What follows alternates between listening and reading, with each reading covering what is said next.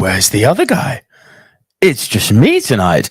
Hello, everyone. Thank you so much for joining us once again on one of our live streams. It is going to be a two-man show tonight. Some of the technical issues are to do with AJ's side, so I think he's just getting those fixed at the moment. He should be here any minute, and the show will continue. Thank you, everyone, if you are joining us live. Thank you. I see a few of you in the chat there. Thank you for joining us, as always. How's everyone's week been? And I'm not just delaying for time. I'm genuinely interested. Now, while we're waiting for AJ, there's a few things I want to get off my chest here, because goodness gracious me, there's a few things that have happened in the world of movie news over the last few days, right? So, first off, everyone down in the comments, let me know, what movies did you go out and see this weekend? Have you all been to the cinema? What did you see? Also, have you seen The Northman? What did you think of The Northman? I must know. So CinemaCon, that's happening in Las Vegas at the moment. Ain't that a weird one? Because Sony, you done fucked up again, haven't you? You done fucked up again. So Sony have announced that they're casting Bad Bunny of all people, the famous, I guess he's famous now, he's a massive selling artist, the famous rap star. He's been cast as a villain called El Muerto. And if you're scratching your head going, who the fuck is El Muerto? You are not alone, because he's essentially an unheard of Spider-Man villain. Now, I'm sure AJ will join in a moment, but I think even by his geeky comic book standards, El Muerto is an unheard of. Here's how unheard of El Muerto is. News outlets are reporting that he's the Marvel's first Latino superhero. First off, that's not true at all. But here's how fucked up it is. He's not even a superhero. He's a supervillain. This character is so unheard of that the news outlets can't even get his identity right. And here's the other thing, right? You've got Miles Morales, who's Puerto Rican. You've got Spider-Man 2099, who is Mexican. The noise that Sony are making about, oh, we wanted to do El Muerto because we wanted to have a Latino character. It's like, cool. You really could have done a Latino character without having to do this continuous self-cock-knocking of, we must make a universe with Spider-Man villains. It's like, that's not necessary. If you really wanted to fill your Latino quota, which I know it's a horrible turn of phrase, but that's the way they phrased it. If you really wanted to fill your Latino quota, why didn't you cast Miles Morales in a live-action movie? If you really wanted to fill your Latino quota, why didn't you cast Spider-Man 2099? Hell, take Oscar Isaac, who's voicing the character in the upcoming Into the Spider-Verse movie, and put him in a live-action movie. There you go. You've got two ready-made characters who the world is clamoring for. But no, we get El Muerto. Sorry, I had to jump in there. You were doing so well and I left it until you said Oscar Isaac, which is obviously cool, but he is also Moon Knight, so that would probably be why they didn't cast him. Cool. He's Moon Knight in MCU, not in Sony's verse. Yeah, but they're somewhat connected to a degree, so like. Cool. He was also Apocalypse, which are now connected to a degree to the MCU. I get that. So that argument's dead. No, listen, the makeup allows it. Like Thanos' Cable. Like there are some shit that we can't get away with. But by the way, hi AJ. Hi there. How you doing? Hey screeners, how you guys doing? Fucking A. I talk about comic books and he's like, yeah, it was like a bat signal. That was it. That was the time to like let me know I'm a bit out there, a bit late. Yeah, so apologies. Where do you stand on this? Because for me, it's the ultimate level of stupidity. What Sony? So I did see the messages. I did see the messages going around earlier, and I was on board with everything you guys were saying at first. And I haven't read the article, so I can't say it. But I appreciate what is being said between superhero and supervillain. I know Bad Bunny is an absolute huge name in the Latin American world or any Latin speaking, country. And use him. Just don't make him El Muerte. No, I get it, but make him Spider-Man 2099 for all I care. Yeah, but there's also this part that I think that we just have to be honest that whoever he's going to be a villain against is, how can I say it? he shocked the world, and I don't mean to bring it this way, but he shocked the world in the wrestling front and showed that he could do a couple of bits. He's did. not going to be an Oscar nominee tomorrow, and I think having him in a film, Lady Gaga was. He could do. Listen, he could do, and I'm not knocking him if he does. Thank you for proving me wrong if he did. But I'm more on the vein of, I tried to take it back and put it from another position. If I saw, the first time I heard Ice Cube was going to be in the movie, Ice Cube's obviously gone on to do great stuff in the world of film. But even at Eminem, I think even crossed my mind. I was like, I wouldn't want to hear Eminem was going to be Spider-Man. I wouldn't mind hearing he's going to be involved in a film somewhere back in the day, or something like that. And I think it waits to be seen. If it's on a Morbius front and he, like it's a villain, but from his a villain fronted movie. Again, haven't seen it as yet, but something like that. I don't know where we're going with this. And again, for a Latin representation. What do you mean you don't know where we're going with this? It's really simple. Is it he's leading El Muerte is the film, or is it that I thought you meant with Sony casting only villains. I was like, well, no. But that's what I'm saying. It's either which way is it going? Is it part of a film that he's just going to be featured in it, and he could be just a sub character in it? I don't know what their full part is, but they're making a big hype of it because it's Bad Bunny, which like the guy earned his flowers essentially, and that's like, you got to remember one thing. And this is where Sony, as always, are fucking up. Actors are there to serve the role. The role is not there to serve the actor. They are becoming a part of a grand vision of a director, of a studio. They are there to lend their talents to bring a character to life. The character is not there to give them street cred. No, but attraction is attraction. Like it's a fact. Like attraction is attraction, of course. Like, Use Bad Bunny, but like Dwayne Johnson, wherever he is now, in terms of being like the busiest man in Hollywood.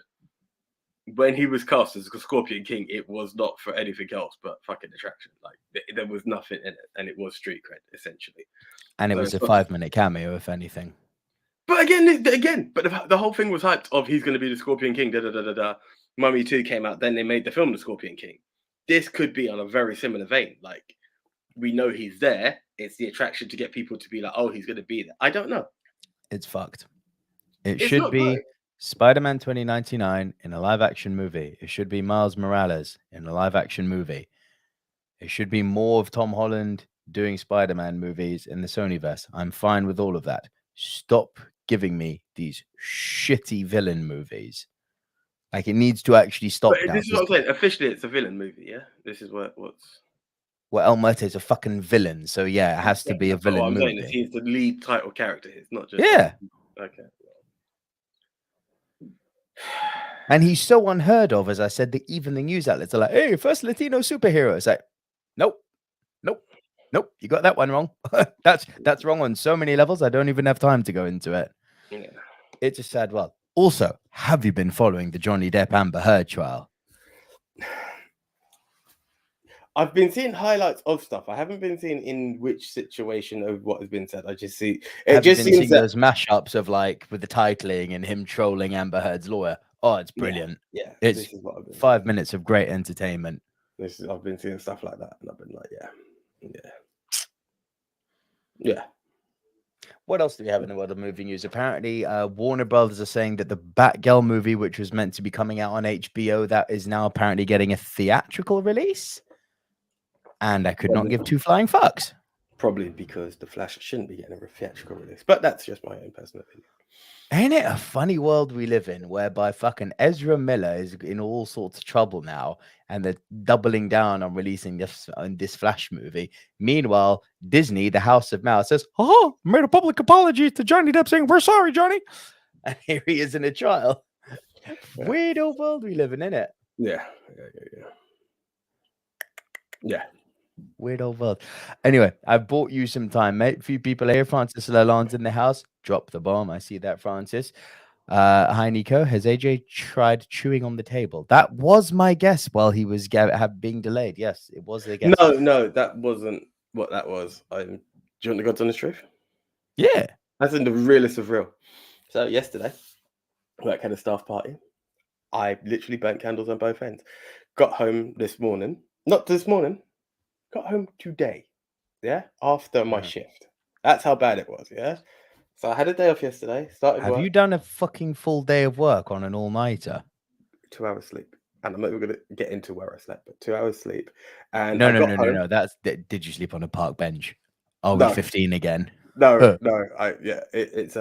it's a can't be disclosed You lie. shouldn't really be doing that when you've said you haven't only had it in enough sleep, mate. Like, No, no, for no. those of you listening on podcast, AJ just tapped his nose as if to say, "Hey, I haven't had any sleep." Yeah, hey pod squad. No, it wasn't nothing to do with that. Hey, But pod squad. no.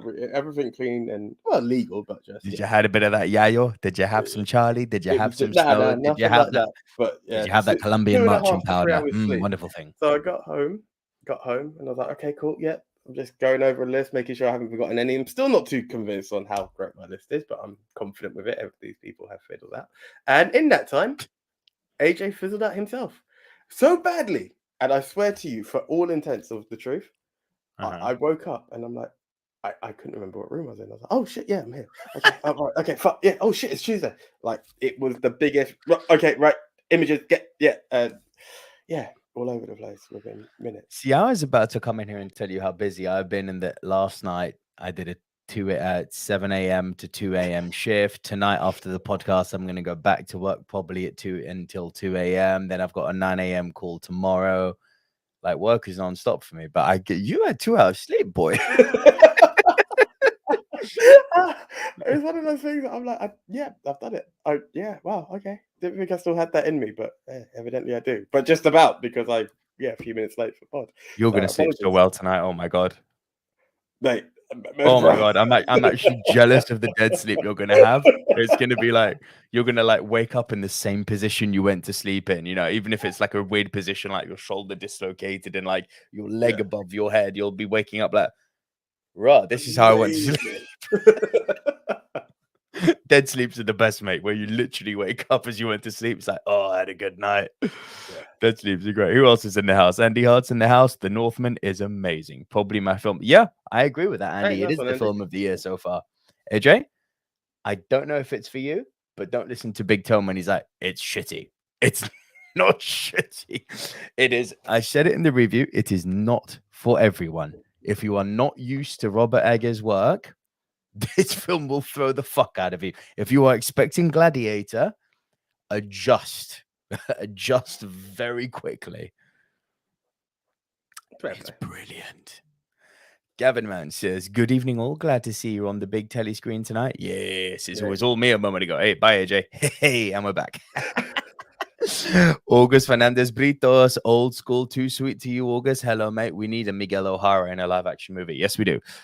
Andy Hart says Miles Morales will be the next Spider-Man instead of recasting Peter Parker. We'll see. I'm not convinced. Listen, in a world where Sam Wilson is now Captain America and Jane is to become Thor, that's not totally out of the question. No, it's not. It's absolutely not out of the question. Spider-Man, I do think, is kind of like Batman, though. I think he's one of them holy characters who it would really like him, Batman, Superman, Wonder Woman. It would be very, very hard to recast any of them as different characters now. I just think that you got your A-class heroes now, everyone in the MCU. But like when you're talking Peter Parker and Bruce Wayne and Clark Kent, you are talking hallowed ground. Like you don't fuck with that for a lot of people. It's the name that's linked to the superhero. I agree. I agree. But I also believe that the stock of Tony Stark is somewhat in there now. It wasn't as much before, but it is now. Oh, he's definitely gone from being a backup dancer to being an A-lister. Yeah, and that's the thing. But he's still relatively new in the worldwide public domain now. Which is why I think again, this is where I've said it before and I'll say it again. When does that reset button come on the Marvel universe? You're going to be waiting a long time, my friend. Probably, but I don't know. It just becomes a point of when riddle me this. Riddle me this. How long has it been since Disney acquired Fox? And I'll make you laugh now. It's going to freak you out. About 2-3 years ago now, maybe 5. Oh, there you go. 5 years, and we haven't even seen the X-Men and Fantastic Four yet. Trust me, bro. this ship's gonna be around a while. We haven't seen Blade, we haven't seen Galactus, we haven't seen the Silver Surfer, we haven't seen Doctor Doom, we haven't seen the House of M with Wanda going crazy. This ship's gonna be around a while, boy. Trust me, this ain't going anywhere. The fact that they're so confident in this now that they can permit themselves to do like mini sagas between phases. It's like phase 3 ended. Are we in phase 4? No. We're just in like some sort of sub-series multiverse phase, and phase 4 is going to come after it once the X-Men have been introduced. That's going to be phase 4, as I've always fucking said. But yeah, like this is how confident they are. And it's like, we don't need to give you a phase until we're ready. Yeah, bitch, get in your lane. Fucking wait for your phase. And we're all going to be like, okay. That's how much they've got a seating out of their hand. They're like Adam Cole, baby. What they say, we listen. It's true. It's true. Gavin Mann says, my recents are National Treasure. Oh dear. Whoa. Gavin, you didn't like National Treasure? Please comment, Gavin. I want to hear about that. I think I could agree with that. National Treasure 1. National Treasure 1's great fun. Good fun with it. Yeah. Also saw Brastoff, Pop, and Moven Caller. Wasn't into that at all. More bad than good, sadly. I've heard of Brastoff and stuff. I can't say I've seen Moven Caller. Watch Brastoff on All 4 and found a few others on there that will hopefully be good viewing. A Fantastic Woman, Francis Ha, Mona Lisa, and The Guilty. I will check those out, Gavin. Thank you. Billy Mount Third is here. Hello, Billy. Thank you for joining us. I really want Tom Holland, Spider-Man, and Charlie Cox's Daredevil to team up in an MCU movie. Oh my God, don't we all? Oh God, don't we all? It's coming. It's going to come. It's going to come. Andy Hart then goes on to say, Sony have to keep pumping out the villain movies, otherwise they will lose the license. They don't have to pump out villain movies, though. They could make these Spider-Man movies I'm talking about and still retain the license. Yeah, but then I think Spider-Man has this huge tie-in with like the Disney side, and I think that's where they keep like pressing this. It's like a little booster jab, if you would like. Oh, you think we're fizzled out? No, we're still here. We're still here. Like, yeah, okay. Yeah, oh yeah, that unknown entity, and it just kind of works. And notice how Kevin Feige's name hasn't been anywhere near these villain movies. Kevin, do you want a credit? No, you're good. Can we please put you on credit? Nope, absolutely not. Billy Mount says Ezra Miller should be fired from Warner Brothers. I second that motion wholeheartedly. And then Billy Mount goes on to say, what did you think of Riddler in the Batman? I loved it. AJ, not so much. I feel like it was portrayed wrong. I understand what they're doing. I don't feel like he needed to be displayed as a terrorist. I mean, essentially, he's a villain taking over the town. So yes, he is a terrorist in that sense. But this whole masked crusader who looks more like Phone Jacker than the Riddler until like the cafe. No, like legit, it's the truth. Like I feel that Paul Dano had that Dano. Apologies, not sure how it's pronounced, but I think both are fine. But I feel like he had the visuals and the facial expressions to be able to pull off a good Riddler that I could have bought into. Again, I say it, and I will not refute what I said. The shouting really got on my nerves. I feel part of the Riddler again, and it's not that it's going to sound really stupid considering I love the hype of what Jim Carrey delivered in Batman Forever, but I don't believe that the Riddler should lose. Because he believes he's actually smarter than Batman at most times, you know, or he is in smarter some stories, yeah. But what I'm saying is, because of that level of intellect, I get it that frustration get better review if Batman outwits you, which I don't feel Batman did essentially a lot through the way. That frustration he had against Gotham shouldn't resolve in that he's above that, and that I felt it was portrayed in a way that I don't necessarily agree with. I don't hate it. I just don't agree. I feel like you could have had this very intellectual Riddler that would have fit very well into that story, just using Paul Dano as himself in a costume better than what we did. That's just my personal opinion. That's fair. This one's directed at me, but I want you to answer it too, AJ. Billy Mount says, Nico, what did you think of Moon Knight? So I fucking love this show. I adore this show. I still think WandaVision is the best thing that they've done on Disney Plus series wise. This is a very close second. And you know, AJ, I've been the biggest basher of these Disney series for the most part. Falcon Winter Soldier had 1 or 2 episodes where I was like, this is good. For most part was shit.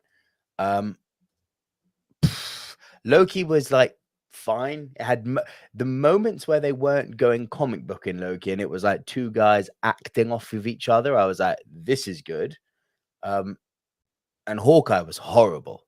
Hawkeye was fucking horrible. It gave me a fucking, what was it? A quickie mark bloody Fisk. I was like, this isn't cool.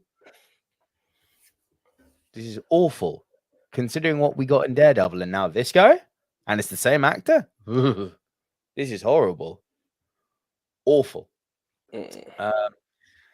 And speaking of the Disney Sony time, what are your thoughts on the post-credit scene? Oh man, Billy? Spoiler territory. This is spoiler territory, so I'm not going to answer it. What I'll say is that I did address this in my review, which is on the channel. So go and check that out because I do address the post-credit scene in there. Just because it's still out in the cinema, I don't want to go into detail on it. Andy Hart says the Batman was Batman's movie, not the villain's movie.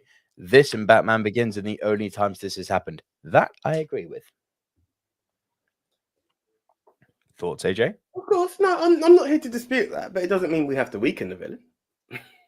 The portrayal of the villain. I'm not saying the Riddler was weak either, but I'm just like, it was a Batman movie. I feel Batman Begins is a very Bruce Wayne adapting to Batman. This one I felt was a very Batman movie. I don't feel that Bruce was portrayed. Early years Batman. It's just, it was just. Someone should have told him, is like, you know, if you're going to be a dark emo that stalks people, you should probably not do that when you're Bruce Wayne. But did you get what I'm saying? It just didn't. Oh, I always got it. I never disagreed with you on that. Yeah, it was just weird. Yeah, I thought that was astute on your part. No issue. Right. 20 minutes in, let's talk movies. Right, let's do this. That are actually in our top 10s. Yeah, okay. So before we start, would you like to, give a rundown? Yes. So for those of you tuning in for the first time, thank you so much for joining us. If you are new to the show, please do be sure to hit the like button, hit the share button, tell anyone who may be interested and help us grow. It would be greatly appreciated because we are here every week, 8:30 p.m. UK time on Tuesdays, unless we let you know the week before the win up, which is very rare. How does the show actually work? AJ and I each get assigned a topic. We go our separate ways. We come right back here into the recording and deliver to you, the movie fans, the silver screen dudes, our individual top 10s.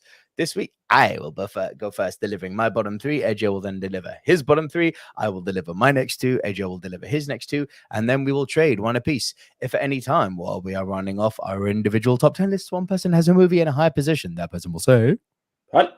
We will punt and talk about that movie when we get to the high position. Once we have both rounded off our individual top 10s, we will create the movie Mount Rushmore. These are the 4 quintessential diverse must-see movies of the genre, which this week is... Well, it's not really a movie genre, but anyway, top 10 actors who fizzled out. And okay, guys, what happens? And by actor, just want to say, sorry to cut you off, AJ. By actor, we are including actress, but I don't think the term actress is acceptable anymore. It seems to be on and off, on and off. We're talking men and women, essentially. Actor, in this sense, is a broad term for male and female. Carry on. You know what? Yeah, anyway. I'm not going to get into that debate. We're 20 minutes in already. Yeah, okay. So, what happens after that is we, the Silver Screen Dudes, have the challenge of creating the 4 must-see movies, or the top 4, essentially. And then it goes over to you, where you will head on over to @MovieMTRushmore on Twitter, where you will get to vote for the opportunity to vote for the best of the best of the best. El Capitan El Numero Uno. The must-see of that specific category. Last week, our topic was top puppet movies. Right. And our contenders were? Pinocchio, Gremlins, Team America, fuck yeah, and The Dark Crystal. There was, just so you know, equal pegging for 3rd position. And then we had a 2nd and a 1st, obviously. It was all very, very, very close this week, AJ. While we're on the, I'll do this result first and then I'll continue. I'm just being vindictive just because of the way I was in terms of these films. Dark Crystal at number 4. I told you there was no 4. It's a joint bottom 3. I thought you said until the last minute it was a. I thought you No, said it was it's joint bottom pegging, then 3, joint bottom 3, then a 2, then a 1. Okay, sorry. I thought you said it was like that, and then the 4. Okay, well, in at number 3, Dark Crystal. Yes. You're right anyway. I just wanted to be like, it's not last. It's not last. And Pinocchio. Oh, well done. Fuck me. See, I wouldn't have guessed that at all. But yeah, well done. Dark Crystal I and actually still Pinocchio. feel like he should have been. It's weird because he's the go-to, but when you start listing the others, like, oh, okay, yeah, no, that'd be cool. In at number 2, Gremlins. Fucking well played, Gremlins. You got it, mate. Yeah, because my boys are in at number 1, Team America, baby. But now here is the kicker. Dark Crystal and Pinocchio both got 21%. Gremlins got 26%. Team America got 32%. Nice. Could you do me a favor? I've got a really important business call from the BBC coming in. Could you please? Name dropping, are we? Oh. Yes, fucking right. I'm name dropping. I'm showing off like a motherfucker to help my ego. Could you please do the whole pod VOD, buy me a coffee and where you can find this thing? Right. So guess what? Nico was full screen. It's my turn. Right. So while he's on the phone doing that introduction, how did you guys feel? Were you happy about that? If you weren't, did you vote? If you didn't vote, then maybe you're a bit not to blame. Oh, you are to blame. It just proves that with us, the voting counts. It may be a bit corrupted elsewhere, but it's that way. So what did Nico mean by VOD, pod, and live squad? Right now, if you're watching this show as of 9:07 GMT, you are part of the live squad. If you're watching it tomorrow or any other time in life, you are part of the VOD squad. Again, if you are watching it at any time aside from live, drop us a message. We will... I'm just going to mute him because I can just hear him in the background. Yeah, I'm not going to disclose his biz. Yeah, you are part of the squad as well, so that's that. And then obviously there was a pod squad. This show, we started off on YouTube before we could do lives, and then we kicked off in a podcast format. So that's there, talking podcast format. Bear with me 1 second. We are available on Spotify, iTunes, Apple Podcasts, Castbox, Deezer, Spreaker, iHeartRadio, Podchaser, TuneIn, Stitcher, and Geo7. And all you have to do is search for Movie Mount Rushmore, and that's how you can be part of the Pod Squad.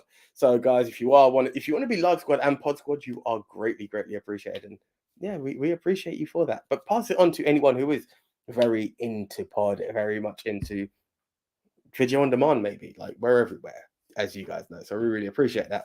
And as much as there is that appreciation, if you do want to, and as Nico would always say, for less than the price of coffee, your daily Starbucks, not that I do Starbucks, but that is, you can still buy us a coffee. And how can you do that? If you love our content, you can buy us a coffee at http://buymeacoffee.com/movie dudes. And guys, literally as little as you want. And there is no obligation. We aren't going to be those guys who are like, oh, we've made it now, we're making money. The podcast is to be paid for. Seeing that on other platforms, never really agreed, and I know Nico will echo that sentiment. So, we are here for free each night, even if we are slightly fizzled out, but we're here and here for your enjoyment. So, truly appreciate all of you guys. Let's see what comments have been going on. Where were we? Hey, you're muted. Come again? In the words of a great man, hey, yo. Hey, yo, hey, yo, hey, yo. Yeah, no, I just muted you because I could kind of hear you in the background. I didn't want you to be like unveiling any issues. Appreciate it, man. Thank you. Yeah. All the plugins have been done. Names have been dropped. Yeah. I see Mixed Memorabilia's in the house. Hello, Mixed Memorabilia. Thank you for joining us. Haven't seen you for a while. Thank you for coming back. Welcome back. Welcome back. Welcome back. Welcome back. We're ready to rock and roll with this bad boy, AJ. We are indeed. All the plugging's been done. We've done the pod, VOD, and all of that. Live VOD, pod, said, comment if you're watching on VOD. Coffee? COD? Yep, we've done the coffee. We've done the list. I said COD. Fuck's sake, carry on. I said COD. I didn't say COD. So, no, I said COD. Oh, like you said COD. There we are. Someone's hungry. But yeah, yeah. We're everything's Call done. of Duty, but yeah. Okay. Oh, that is also one. Have you ever played James Pond? What was it? Yes, I have. It's fucking great. What was it? It had something COD in it as well. Was it? It wasn't COD Father. But yeah, that was a great game. It was a great game. Nice pull. In at number 10, we have been talking comic book movies, and this one is going to make people raise an eyebrow and I'll need to elaborate on it. Robert Downey Jr. Let me break this down. I can't disagree because Let me break it down. The guy, I mean, if we take The Rock out the equation, because The Rock kind of effectively took him over, for the last 10 years, well, pre-2018,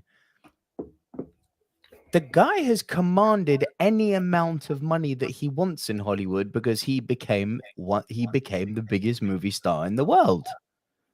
He could turn around. You remember when, I think it was at Civil War time, when they were going through that really aggressive renegotiation? And he basically said, no, you're going to pay me 250 million. End of. And they listened to him because he was Robert Downey Jr. Now, you look at actors who have done, no, but it's true though. You look at actors. I think you've answered your own question. What do you mean? As to why has he gone, or where has he gone? Like, nah, I don't buy that. I don't buy that for a minute. No, because hear what you're saying, and sorry to cut you off in whatever point you were going into, right? You're talking Civil War. You're talking deep in the middle of it all. To recast Iron Man would have been fucked. It's essential. Like, he knew that. He knew his value.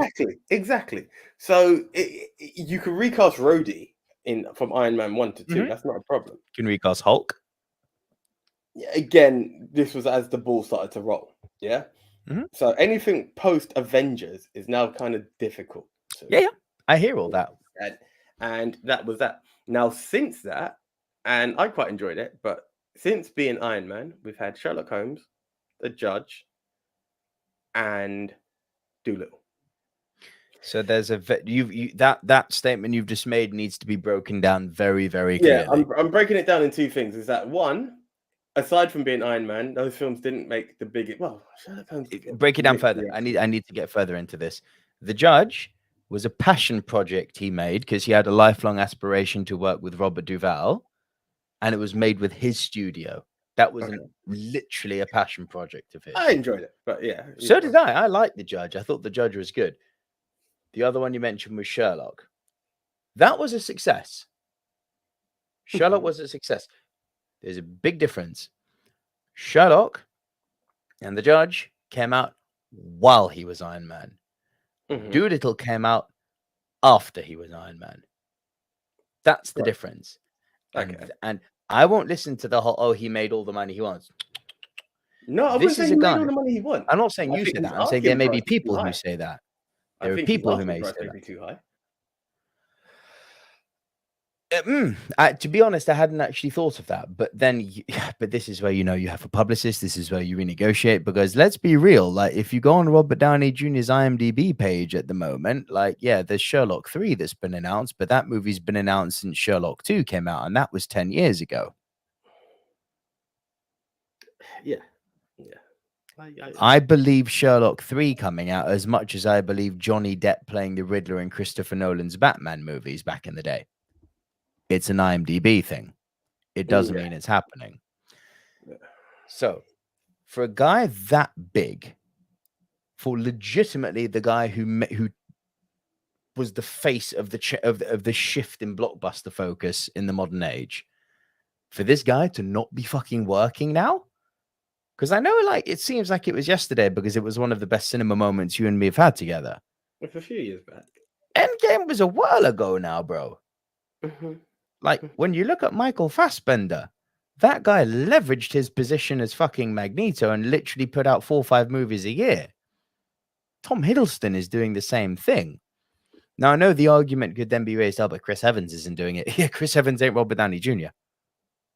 That's just a fact. He doesn't have the same acting chops, although I fucking love Chris Evans. Let that not be mistaken. He doesn't have Downey Jr.'s acting chops. And he's not on the same level of star. He didn't command what Downey commanded. The fact that this guy is struggling to work at the moment, I know we're only 3 years in, which is kind of like, it's a bit fresh, give it time. It's like, but no, the movie industry is you strike while the iron is hot. You don't look at like the next big thing and be like, cool, we'll cast him in 3 years. Is that no, he's big now.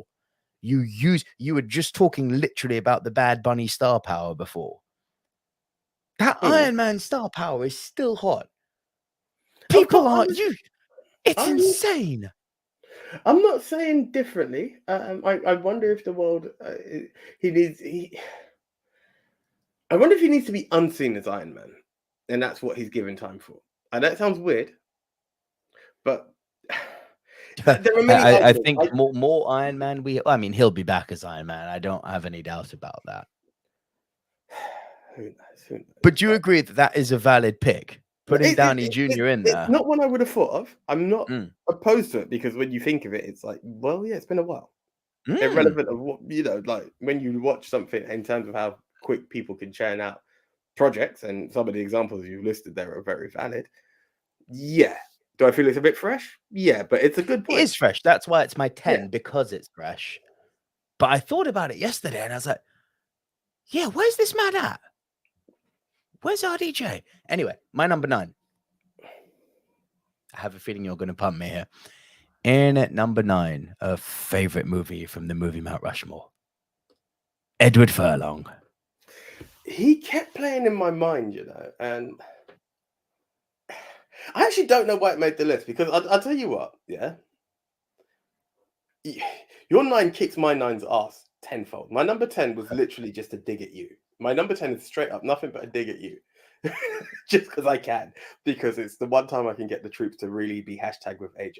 My number 9 was just because they're never I'm with AJ, am I? It's not like there was a fucking hashtag born out of the army of AJ followers. No, let's get more fire at Nico. Bring it. No. You know what? Because it's one of those like running gags. It's like there's a the for AJ, there's this one for Nico. It's just that. That's my number 10. Are you gonna?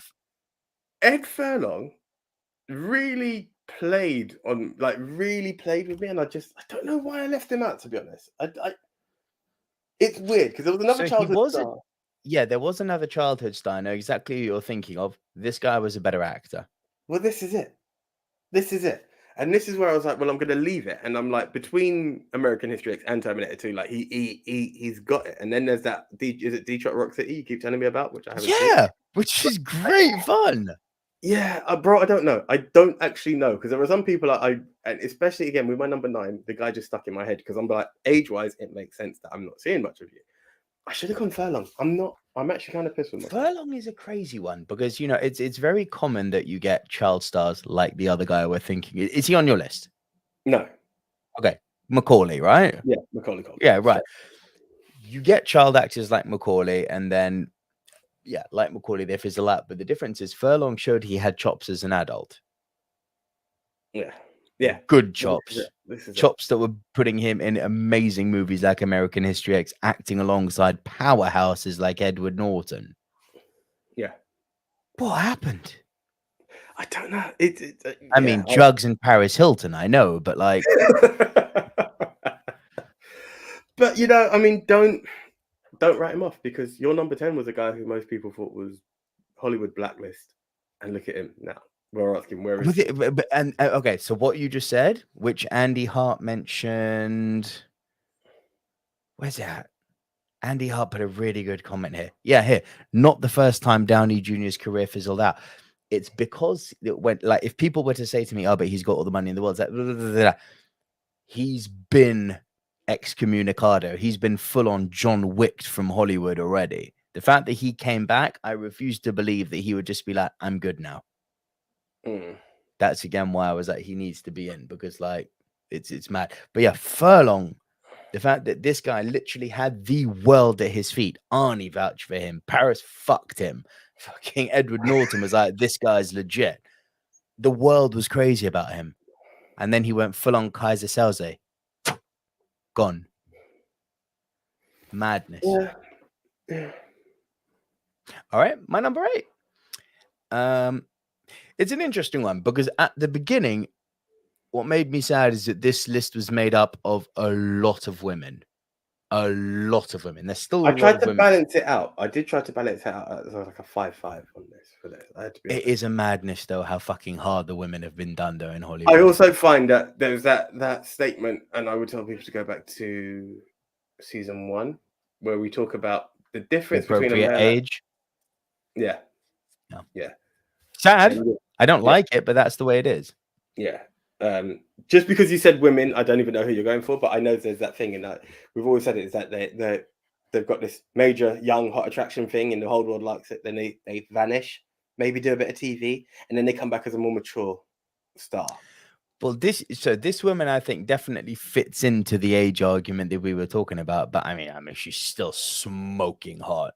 Not the one I was going for, but you'll agree, Julia Roberts, man. I wanted to put Julia. These are two very good shots. I'm actually glad you mentioned. I think when we done our top 10 actresses or female actors, whatever we called that episode, Julia was quite high for me. And I was like, I don't want to draw for it again. And then I found out that she kind of took time out for her family. So I was like, it's a reasonable fizzled out as opposed to where have you got? Well, that's the reason that Liv Tyler is not on my list. Okay. Liv Tyler just said, I'm retiring. I'm going to go and be a mummy. That wasn't a fizzled out. That was I'm done. There's a difference between, hey, I'm not getting roles anymore to I'm done. Julia's still working, but it's not. I heard, because I was looking, I must admit, Julia was the one that I did research, and I was like, oh, she was taking time out to be a mum. That's what I heard. And I just left it as that. And I do remember her being pregnant in one of the Ocean's movies. So, yeah, mind you, that was ages ago. Yeah, boy. Yeah, boy. This is what I'm saying. That whole I've gone to be a mum thing was a while ago. Remember, time is a fucked up thing. As I said earlier, Disney acquired Fox 5 years ago. That's a madness in itself that it's been 5 years. Julia Roberts, I mean, this woman is, let's go with the obvious things that Hollywood likes. Is she beautiful? Yes, tick. So she automatically gets into most movies because Hollywood is like that. Can she act? Oh, yeah. Can she act well?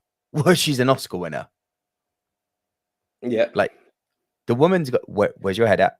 No, I'm just making notes. I'm paying attention. I'm trying to think of the last film she was in. That was it. I was literally Googling that, but I'm just... IMDb is always a good place. Of course But the mind boggles that... Because Julia Roberts, this is a recent photo of her. Look. This photo is recent. Mm-hmm. This is not a woman who you would say is uncastable. No. She's still one of the best looking people on the planet. She's female Jared Leto, or Jared Leto is male Julia Roberts, if you prefer to go down the other. They have no business being that pretty at that age. I look, people are like, oh, I hope I look like Julia Roberts when I get that age. I'm like, bitch, you don't look like Julia Roberts now. The fuck do you think is going to happen in 20 years? Some miracle? You're going to be beaten with a beauty stick? No. You get me? Yeah. Oh, I had one dude. Fuck it. Josh, my old manager from Flight Center, he doesn't watch the show, so it doesn't matter. But he literally said to me, we were going through photos of Arnie and Sly, and Arnie's, he's got older, he's let himself go. Sly's 77 and he's still jacked. Yeah. And I remember Josh in the office saying once, oh God, I hope I don't look like that at that age. Don't worry, you won't. You don't look like that now. And Josh is a big guy, sort of belly out here. And he's like, oh, I hope I don't have a six pack when I'm 77. I'm like, bro, at the rate you're going, good luck making it to 77. I don't, motherfucker, I hope I don't look like that. It's you wish you would look like that. Yeah, come on. Body shaming someone who's ripped. This is the weird world we live in. Yeah. They look after themselves. Let's body shame them. No. Fat protection, but the people who are ripped and make an effort to stay in shape, no. They should be shamed and condemned. What the fuck has happened to us? That's a whole other debate. Yeah. That's one. Yeah. So that was my bottom three, AJ. Your bottom three, please. Yeah. I actually feel like I'm being ass kicked for once, but it's cool. Right, guys. You know where I'm going for number 10 because we have to because every episode this trolling comes out. So in at number 10, especially for you, bro, it's Mara Wilson. Oh, you're a dickhead, Come again? You're a dickhead, Throw all the comments in, guys. Let him know that you want to know. Has he seen Matilda yet? No, he hasn't. No, he hasn't.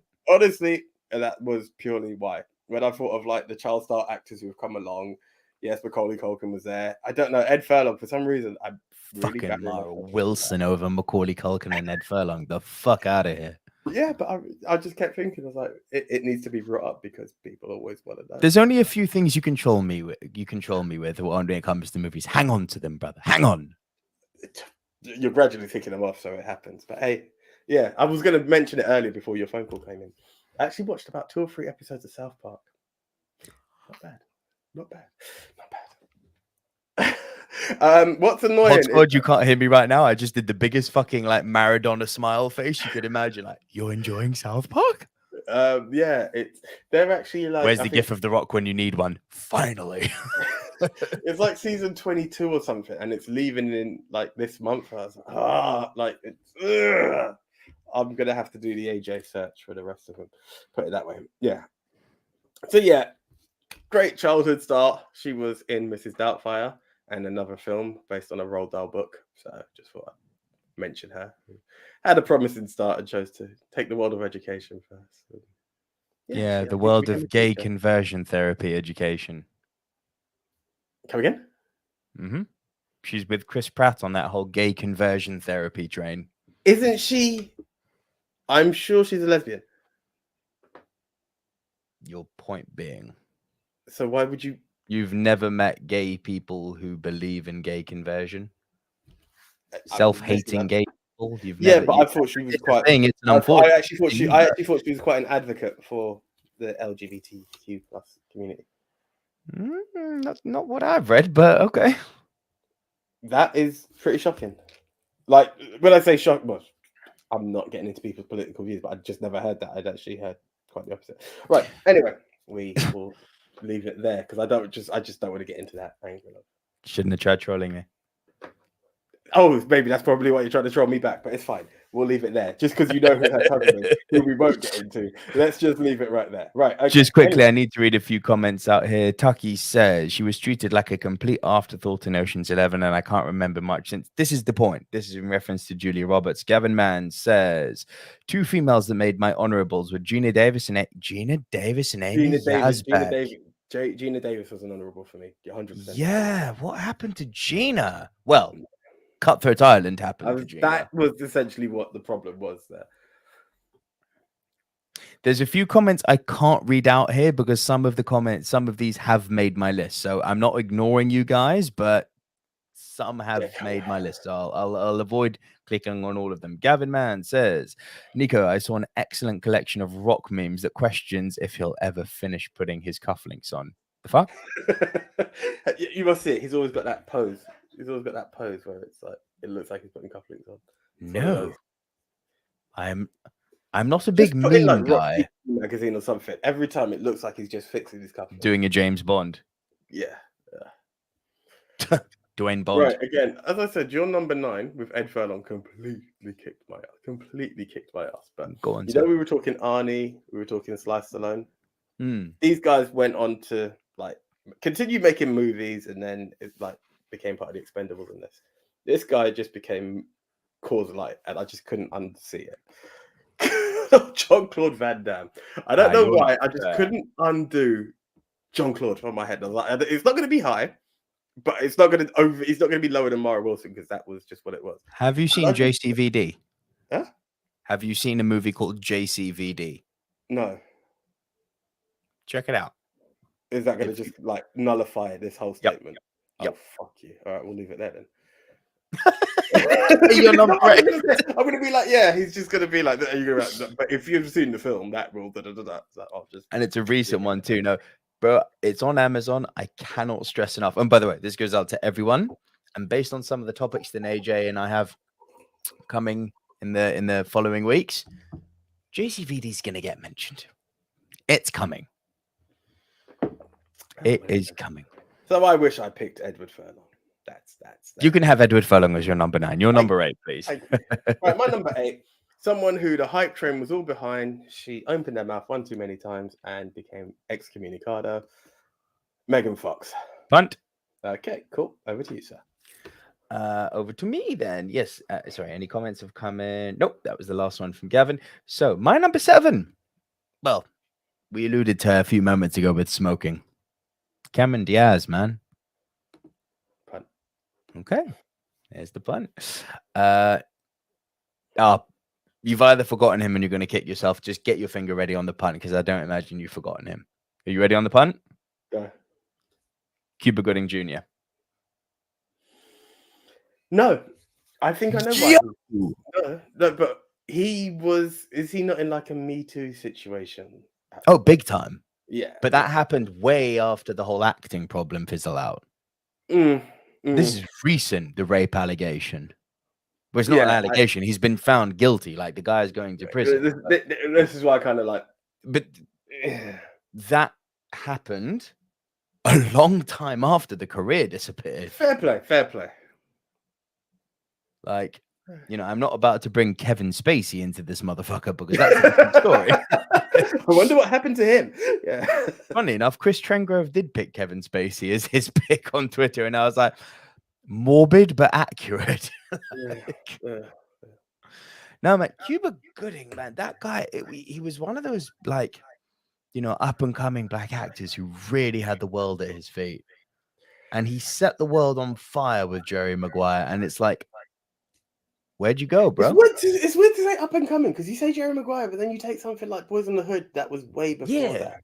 You know, Cuba, Men of Honor, like fuck me, you know. Men of Honor, Jesus, fucking A. He acted with De Niro in that, of course. Do you know what I'm saying? Where did he go? The fact that studios were confident enough to put this guy with screen time toe to toe with Robert De Niro, and he held his own. Do you know what it is? Is that Cuba Gooding Jr. I had Junior in my head, and I just threw the wrong one out.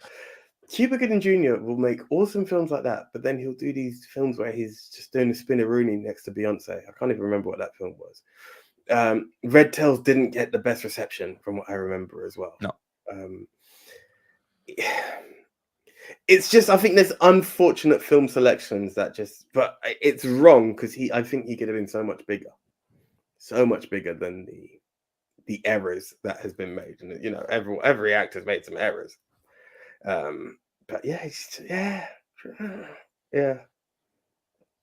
Cuba Gooding, and you know, what was it that that Denzel, Josh, and Russell Crowe movie, American Gangster, where he showed up for like 5 minutes and was like, oh, Cuba Gooding Jr. You know, and this was again before the whole scandal thing. So it's like when he showed up, it's like, oh my god, Cuba! I'm actually really happy to see him on screen. 5 minutes of screen time, like, oh, yeah. I know he's a very bad person, but like, in a world which existed before we found out about this, there's no denying that we really like Cuba Gooding. There's no denying that. Yeah. By the way, I'm getting a lot of applause for JCVD. Francis Lawn says, I've heard of that. JCVD, haven't seen it. It's good. Do you know what? As you say that, I do kind of regret, as you put out the initials, I was like, yes, just like, yes, actually, there was a film of it. I'd never seen it, so I'm with Francis there. So good, mate. It's so good. Andy Hart says, Nico, yes. JCVD is a must watch. It really is. Frank Torres says, thought AJ was mentioning Gina Carano when he said open her mouth too many times. Could be. Mixed Memorabilia is on that train too. JCVD is excellent. What a comeback film, but nothing much after that though for Van Damme. He's done some B movies here and there. That's true. Oh, so my point could still be valid. JCVD. Andy Hart has a point here. Thora Birch. I read an article saying she was the next big thing, better than her co-stars. Ghost World with Scarlett Johansson, American Beauty with Wes Bentley and Mina Savari, The Hole with Keira Knightley. Thora Birch was meant to be the next big thing. This is very true. Wait till you hear my number 4 if this is going to be a flashback for everyone. Because when I asked the question on Twitter and I said, you know, example of an actor whose career fizzled that, no one has thought of my number 4 or indeed my number 3. 4 especially was where did she go? Like, what the fuck happened to her? Mixed Memorabilia says, have any of these made your lists? Kevin Costner? Nope. Charlie Sheen, Emilio Estevez, Edward Norton, and Wesley Snipes. So I can only speak for myself. No. We'll see what AJ has to say. Yeah, one of them. One of them really did cross my mind as potential, and one did make the list. Tien's here. Hey guys, great to have you here, Tien. Thank you for joining us. So AJ, that was my number 6. Then your number 7, please, sir. Right, my number 7. It's one you actually mentioned him last week when we were talking about scrapping Ezra Miller. Let's get rid of Barry Allen and bring out Wally West and have this guy. Yeah, Sean William Scott. Yeah. fuck, I should have thought of him. Like, what happened, man? Fucking A. And what was annoying with Sean William Scott, people are like, oh, he was just Steve Stifler. No, because he did action movies with The Rock and Chow Yun Fat. He did, what was that? He did these weird out there movies. Here's one you'll like, AJ. Was it The Puck? There was that. Here's one you'll really like. Richard Kelly, director of one of our favorite movies, Donnie Darko. He did a follow-up movie. I think I've mentioned this once or twice on pod over the years. He did a follow-up movie, which was even weirder than Donnie Darko. Is this the one? Is this where he's locked in the van? In the van. In the van. Okay, right. No, I'm getting mixed up because The Rock, funny enough, is also in this one. Inside a coffin, locked inside. Yeah, that's Ryan Reynolds. That's Buried. You're thinking of Southland Tales, directed by Richard Kelly. Yes. Sarah Michelle Gellar is in it. Rock got a brief appearance in it. It is single-handedly one of the weirdest fucking films I've ever seen, but it's a drama, and Sean William Scott fucking delivers. Like, this is the thing. I think he's underrated. He's brilliant comedy, but I think the Steve Stifler tag again, like, you know, when I said you need that bit of distance from Iron Man, I think everyone saw Sean William Scott and saw nothing but Stifler, and the fact that he can actually do drama, I think people needed to pay a bit more attention to it. In the same way that we talk about broke typecast, he could have been one of those that had people paid more attention to those films, we might have seen more of him now. But it just, yeah.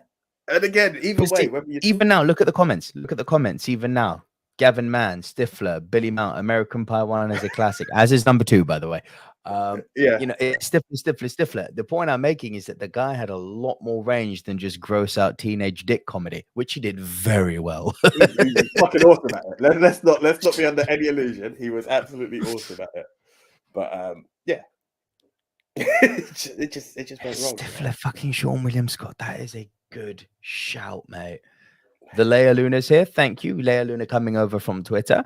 Role models with Paul Rudd was good too. That is a good shout. Yeah, God, I forgot about that. Tien says he also did the TV show Lethal Weapon. Yes, he did with Marlon Wayans. Was it Marlon Wayans? And he did horror. Gavin Mann, Sean William Scott showed up in Final Destination. Thank you, Gavin. Thank you. That's another good shout there. Yeah. Yeah. The guy had range. And he was likable, and he was charming, and he was like the aforementioned Cuba Gooding Jr. When he shows up on screen, you're like, Sean William Scott. Yeah. Exactly that. Yeah. I'd love to see him make a return. I don't see it happening, but I'd love to see him make a return. Yeah, I would like it. Well, to be fair, there was JH. Do you have anyone whose initials are JH in your list?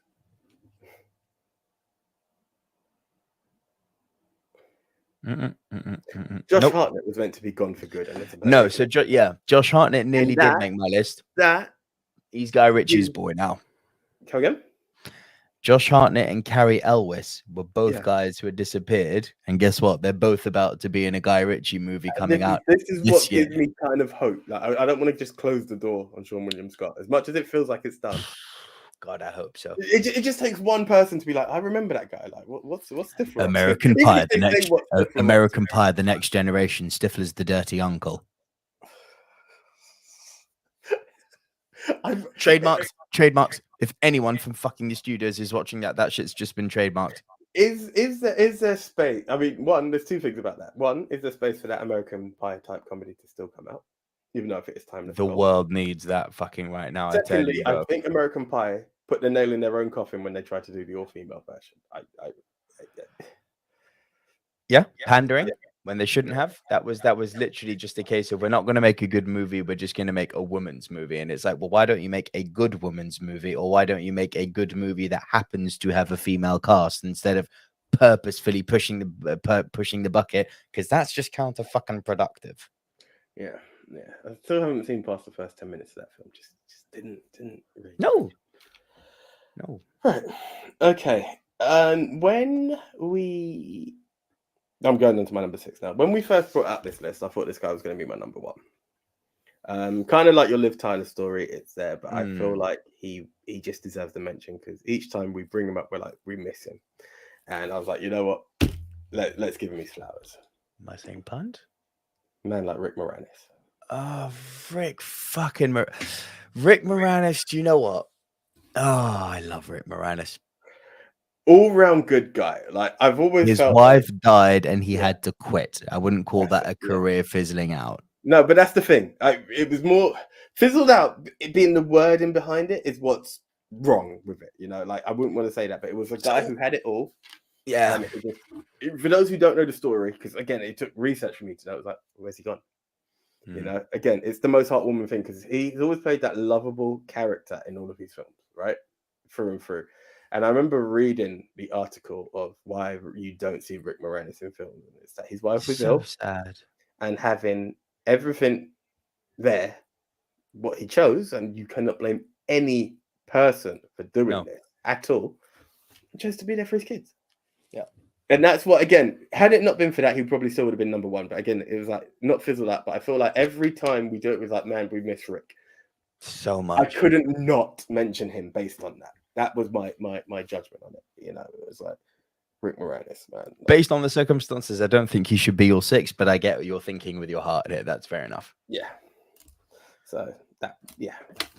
Again, circumstances, not a fizzle out, but it was like it was someone who was there, vanished. If you don't know the true circumstance behind it, fair play. But Mixed Memorabilia's got one here. Just thought of another one. Chris Tucker. okay. You forgot? Let's continue. Okay. Okay, cool. Your brother says Damon Wayne. The thing about Damon Wayans, right, is he's Michael Kyle to me. Like, I'm not saying he's not done good films. He was Major Payne. He was, that Keenan Ivory was Last Boy Scout. I think Keenan Ivory was more the film star, but I would never put Keenan Ivory as that go-to actor. Then when it comes to others in the Wayans family, it's down to Marlon and Sean, and they done all that scary movie shit. And I would want to say I want to see more of Marlon, but he just came out for respect. So in that mix, I didn't put him in because he's just not too long ago done a movie.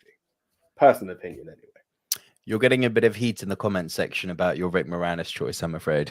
Why am I getting heat? Well, your boy Gavin Mann, I couldn't put on Rick Moranis for the reasons why he fizzled out. Tucky, yep, I can't have Rick on this list. Valea Luna, not a fizzle, a choice to step away. Francis Lalonde, I'd not include Rick Moranis amongst fizzled. It's because, again, the wording, fizzled means you are either a big thing or about to be a big thing, and you just Kaiser Soze the world and vanished into nothingness. What I'm saying is, I wouldn't have used the. We were talking about stars. How can I say it? Bro, what's the title of the podcast? I don't read the titles. I know what we work with, right? So by fizzled out, I'm not out to offend anyone and say Rick Moranis fizzled out because his star went out. I'm talking about stars who were there and we don't hear of. That's the topic I understood it as. So I'm going through my list of who's there, who's not, who's on a break, who's not. Okay, if that's how you approach the topic, fair enough. Yeah, that's the way by which it was created. So yeah, I'm not out to offend. I love the guy. That's where it is. Circumstance based, yeah, I come in, I log in, I see fizzled. I'm not going to change my list last minute. Like I could. All right, Ed Furlong. Furlong, I agreed. I should have put in more than JCVD. I'm not disputing that one. It happened. But Rick Moranis wasn't a hate choice. I wouldn't say the guy fizzled out. I definitely said it's a choice career that I would respect entirely. So I'm just saying, fact is fact. Okay. All right. Are you good? I'm good, but just I don't want people to think I said the guy fizzled out. I don't think anyone's offended. I don't think anyone's pissed off with you. I just don't think people agree with you. Fair play. Okay. My number 5. Let's trade one apiece. Bringing in another woman here. The youngest ever person to win leading actor. Tatum O'Neal. Paper Moon. Still didn't have a chance to see the film, so I can't really. Bro, from my understanding, like Paper Moon is literally only saw for the first time a few weeks ago. I know, Shoot the Witch, but she was amazing in it.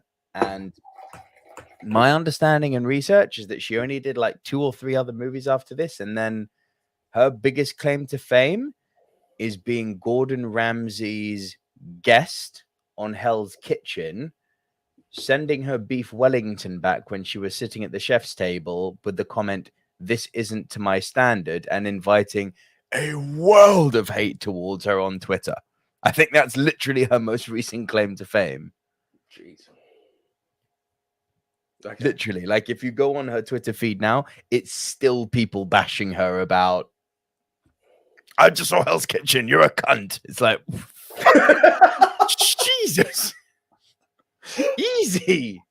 I mean, she didn't paint herself in the best light on Hell's Kitchen. She did come across as an utter prat. You know, she sort of clicked her fingers at the waiters, gave the fib. Yeah, this isn't to my standard. This isn't up to my standard. It's like, bitch, Gordon Ramsay's cooking for you. Know your role and shut your mouth.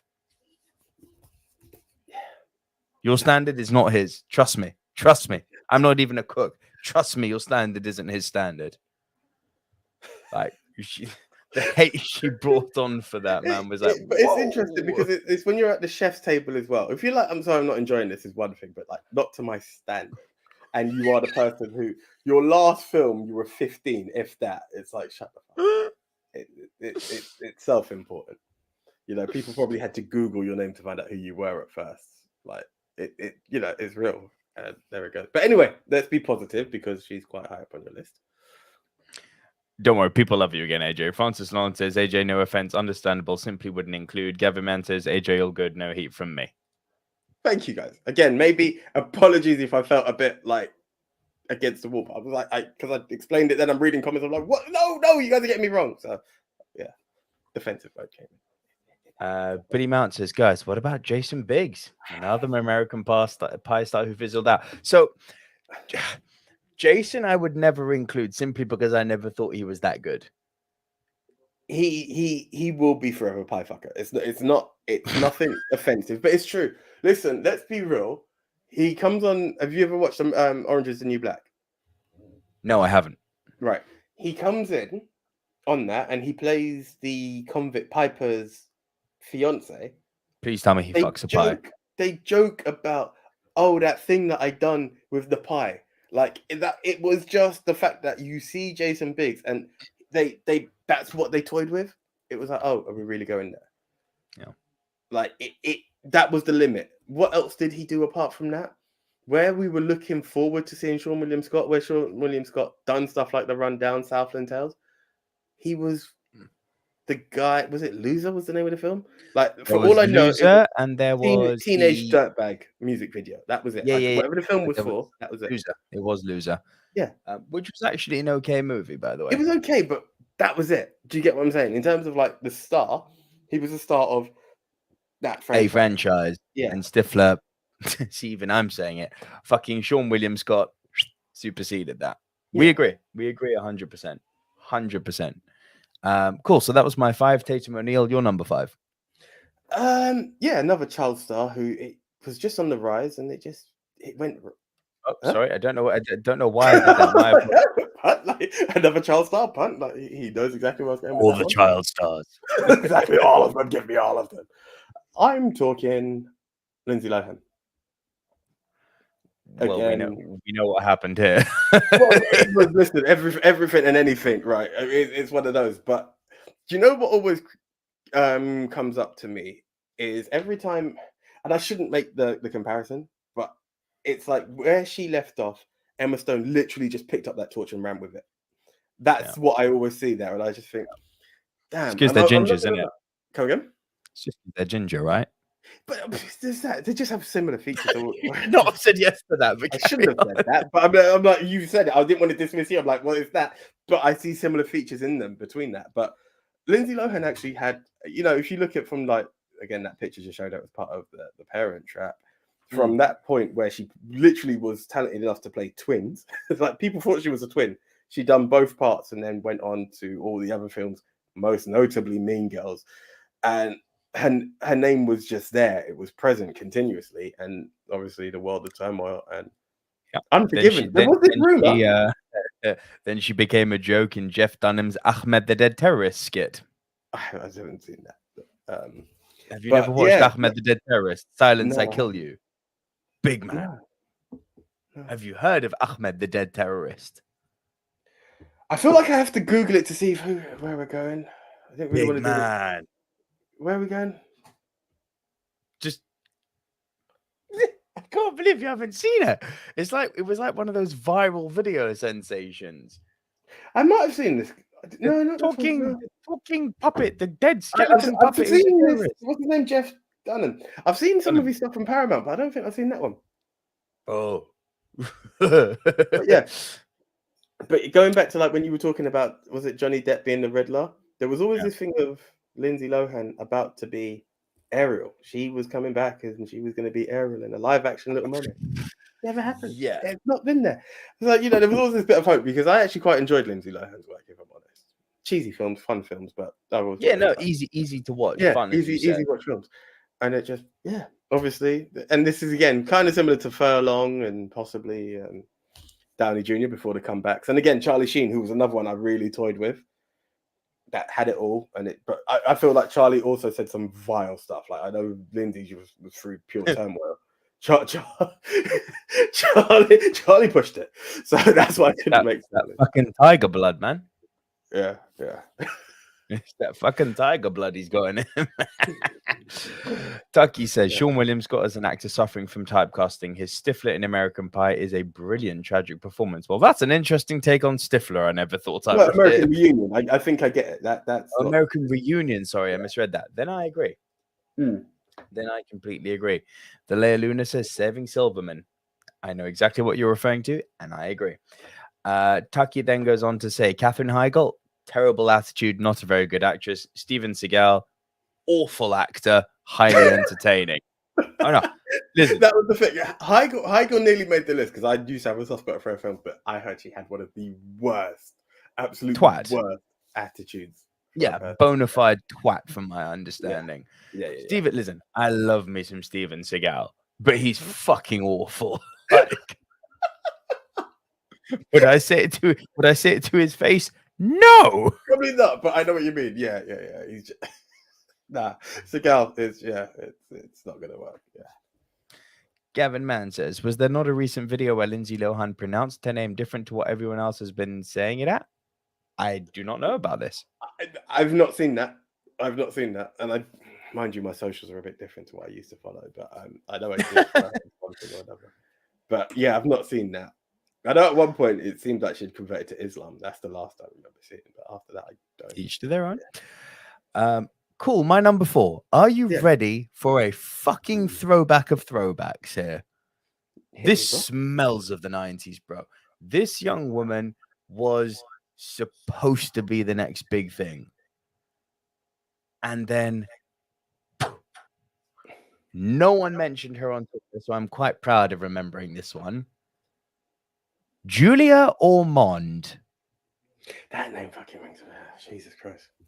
What in the blue fuck happened? She didn't even get a proper run. Like, everything she was in, she was good. Even in terrible movies like First Night. First Night's an interesting one because First Night's a really terrible movie, but everyone in it is actually doing really well. Richard Gere as Lancelot was good. Sean Connery as Arthur was fucking good. Julia Ormond as Guinevere was good. Like everyone, fucking Liam Cunningham as Sir Galahad, like they're all putting in good performances. The movie sucked, but it's because of their performances, it's actually infinitely watchable. But then she did what I think to this day, I don't know if it's loved or hated. I'm sure the chat will let me know. But what I think is one of not only Brad Pitt's most underrated movies, also one of Anthony Hopkins' most underrated movies, and I think a real amazing emotional roller coaster of a period drama, Legends of the Fall. Like the love triangle, this tragic fucking love triangle that Julia Ormond's character gets wound up in Legends of the Fall between the brothers. And bro, it was such a mature performance considering she was still quite great. Have you not seen Legends of the Fall? No. Oh, it's fucking great. I love it. I don't know if the chat are going to school me otherwise, but I love Legends of the Fall. And what Julia Ormond delivered in that movie is what made people go, so she's the next big thing.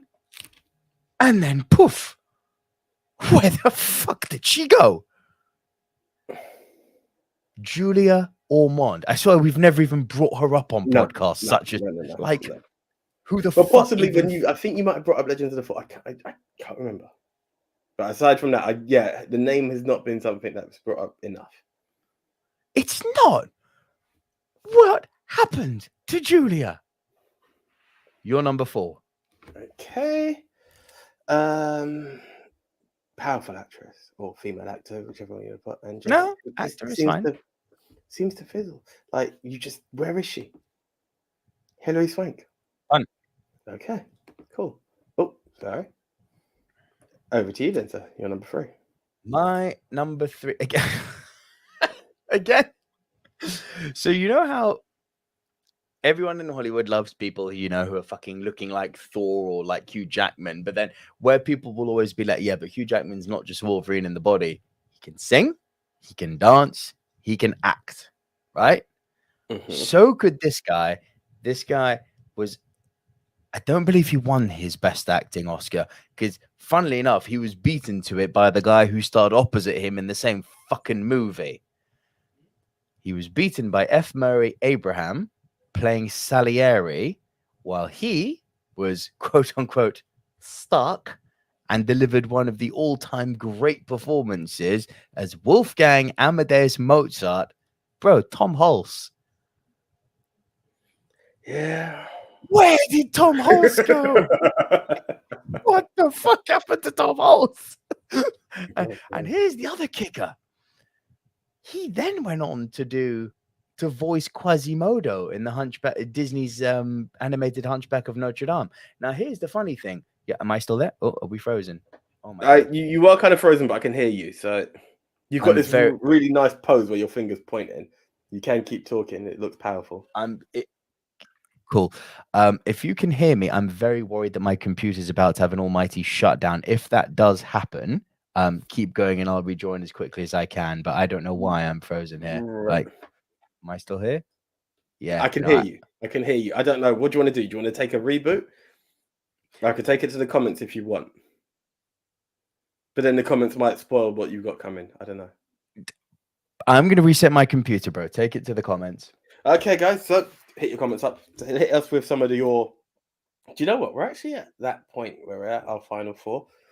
Start putting in your Rushmores. I'm going to start starring it. Let's see what other comments have been going on there. While Nico, do you know what? Let's not embarrass him on that. You know what? I might actually screenshot it before just to wind him up. No, I won't do that. That's deep. Right, where were we? Okay, Francis. I'm actually going to screenshot it on that level. Sugar. He's gone. Right, I will screenshot it because I've partially got it somewhere where it's frozen. On the playback, I will be VOD Squad, guys. I will be VOD Squad and go for that screenshot. Here we go. Sorry. So we had Catherine Heigl, Lindsay Lohan. Francis also put, I can watch and have watched Seagal. I agree totally. Seagal, it's a weird one. Leia Luna, yes. Amanda Burns, yeah, that's another one nearly made the list actually, but I just have a slight preference for Lindsay Lohan, so Amanda Bynes is another one very close to that. Gavin is wondering if AJ will reach for his favorite Batman film, and oh man, oh wow, Chris O'Donnell, Gavin, good shout, good freaking shout, dude. Oh man, yeah. Nico's just back, so I think that's a perfect time to reintroduce him. Yeah. What is it? I actually thought Gavin was going to say... I was reading this from my favourite Batman film, and I thought we was going to go down to Val Kilmer, and I was like, he's ill, we can't do that, because Val Kilmer popped into my head quite a bit. Chris O'Donnell, where has he been? That would have been a good one. And I've just seen in the comments, people are talking about Tom Hulse, still the fact that he also starred in Animal House. National Lampoon's Animal House. Yeah. So what happened to this guy? Like, what? By the way, can I just say fucking thank you, Apple? Because my God, that was a fast reboot. Bro, this guy had it all. And what I was going to say just before getting so rudely interrupted by my system was that, you know how Frozen is a good example of what I'm about. No, Frozen is not a good example of what I'm about Well, to say. you were Frozen, if that's the example you want to say. Lol. You know how sometimes they get these big name talents to come in and do like voice acting for these animation movies, but they don't do the singing. They bring in someone else, a singer who sounds like them to do that. Nah, Tom Hull sang. When you're hearing Quasimodo sing Out There, which is a criminally underrated song, that's him. The guy, he was also, here's a fucking crazy one. He was also Frankenstein's assistant in Frankenstein, and with Kenneth Branagh and Robert De Niro. Like, the fact that this guy's career has just disappeared is like, what? Yeah. I wonder if there's a story behind it. I wonder if there's a story behind that one. I wonder. I completely forgot about him, to be honest. So that's fucking Amadeus. Like, I don't think it's over ambitious to say that it is one of the great acting performances what he did with Amadeus. It really is. Like, it's always one when you talk about Amadeus the movie or you talk about his performance, people are always like, oh yeah, fire. That's my number 3. What's your number 3? Oh, sorry, I was going through the comments there. Right. So someone brought him up earlier. I can't remember. I think it was Nick Really, but I could be wrong. The troublemaker, Mr. Edward Norton. This is This hurts. I think he was phenomenal as the Hulk. I think he was amazing. Still my favorite Hulk. Yeah, likewise. Nothing against no, Ruffalo's done great, but I prefer Furlong. Yeah. American History X. Like, oh, Primal Fear. Primal Fear. The game. But let's go back to Primal Fear. Introducing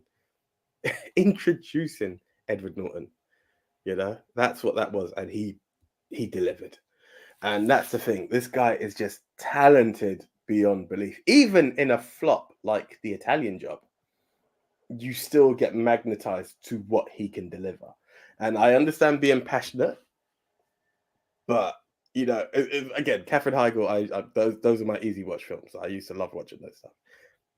Ed Norton was magnetizing. He drew me into his thing, and it hurt when I heard this guy is one of the most difficult people in Hollywood to work with, and as a result, no one wants to work with him. And other than one director, yeah, but I mean, overall, Wes Anderson, yeah, arguably one of the greats. The fact that he voiced in Isle of Dogs, and he was the chauffeur in The French Dispatch. So I think we're being liberal with the term fizzled out here because he is still technically working, but he's not working in relation to what his talent is. But put it this way, well, this is it. I mean, even going back to our previous punt, like Hillary Frank's still working. But yeah, we'll bring. No, she's not. That's the fucked up thing. No, she's not. I think she was in the film just not too long ago, bro. I remember doing an IMDb. I'm sure there was a 2021 film. Mm-hmm. Carry on. I'm checking it out right now. Yeah, no.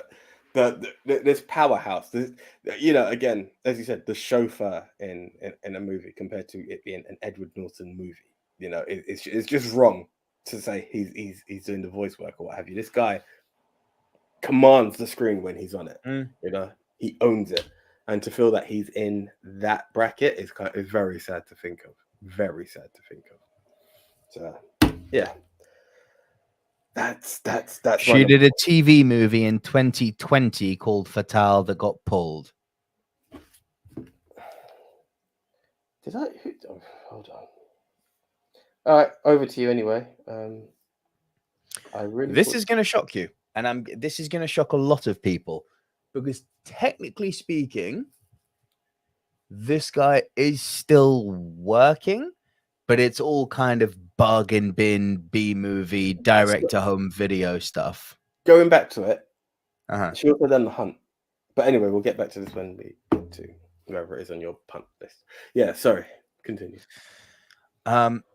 Sorry, just a lot of comments have come in here. So let's acknowledge Edward Norton. This is a very good shout here by Mixed Memorabilia. Also wanted to mention Orlando Bloom. Oh, of course. Do you know what? Ever since I saw, well, I must admit, it was the poster. I didn't even watch the film. Him to being a calcium kid, and I was like, just didn't feel right. After everything else he'd done, that just felt like a bit of a letdown movie. I just didn't watch it. Then he vanished. I've just had such a fucking good idea. Go. Edward Norton returns as an alternative Tony universe Hulk Oh, in Doctor Strange 2. that would be big. Bring Tom Cruise in as Iron Man. I don't give a fuck what you do. I've heard all the rumors. Let's go deep. Yeah. Bring Ed Norton back as the Hulk. Universes. If we can have 3 Spider-Men, we can definitely have 2 Hulks. And I'm just gonna say, Norton needs to fucking wreck Ruffalo because his Hulk was way bigger. Yeah, he was a beast. Oh, you know that's a good theory. Tell that one to Zany. He'll love that one. But yeah, no, mixed memorabilia, Orlando Bloom. That is a fucking great shout. Gavin Mann says, I think the names I have come up with are more B-listers compared to what you guys came up with so far. That's fine. B-listers welcome. Andy Hart says, Norton is so good and he can direct Motherless. Was Motherless Brooklyn good, Andy? That's one of his I actually still need to check out.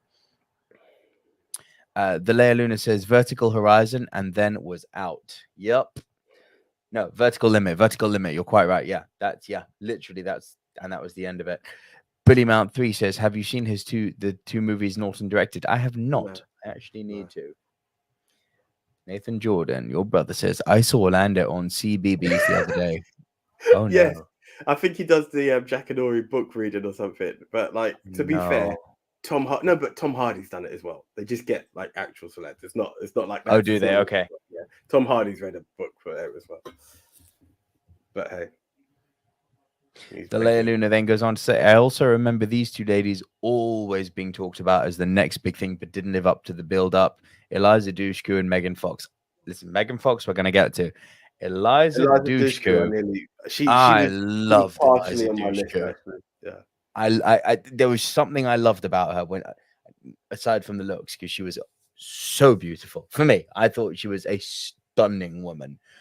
I really liked her acting. I really, really, really liked Eliza. You know what? I tried to stay away from the whole Buffy gang at that point because I was thinking Faith, I was thinking Sarah Michelle Gellar, I was even thinking Alison Hannigan again, but it was in that Alison Hannigan very from the franchise, and then I thought of a few movies from Eliza Dushku, but I was thinking more Buffy.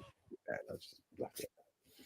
But yeah, so she's honourable as opposed to making my top 10, but no. Awesome. Dushku's a very good shot. I didn't even think of her, and that actually kind of makes me think she should be on the list, given that we aren't thinking of her because she's fizzled out that much. My number 2 is going to shock people, as I said. So he is technically still acting. It's bargain bin stuff. It's B movie. It's very abstract, and it's movies that when they do come out are either not being highly rated or people are just not going to see them. They are just not going to see them. And considering where he was 20 years ago, it makes no fucking sense that he's not spoken about now. Elijah Wood. Say it with me. This guy was in, not opinion, factually, the most successful film of all time. I'm not talking about in terms of blockbuster revenue. I'm not talking about that. I'm talking about critical acclaim. Factually, The Lord of the Rings is the most celebrated, successful film of all time. This guy was the fucking lead. Where is he? He's making B-movie horrors like The Greasy Strangler. One of the most deplorable, god-awful... The Greasy Strangler is like if Tracy Emin did a movie.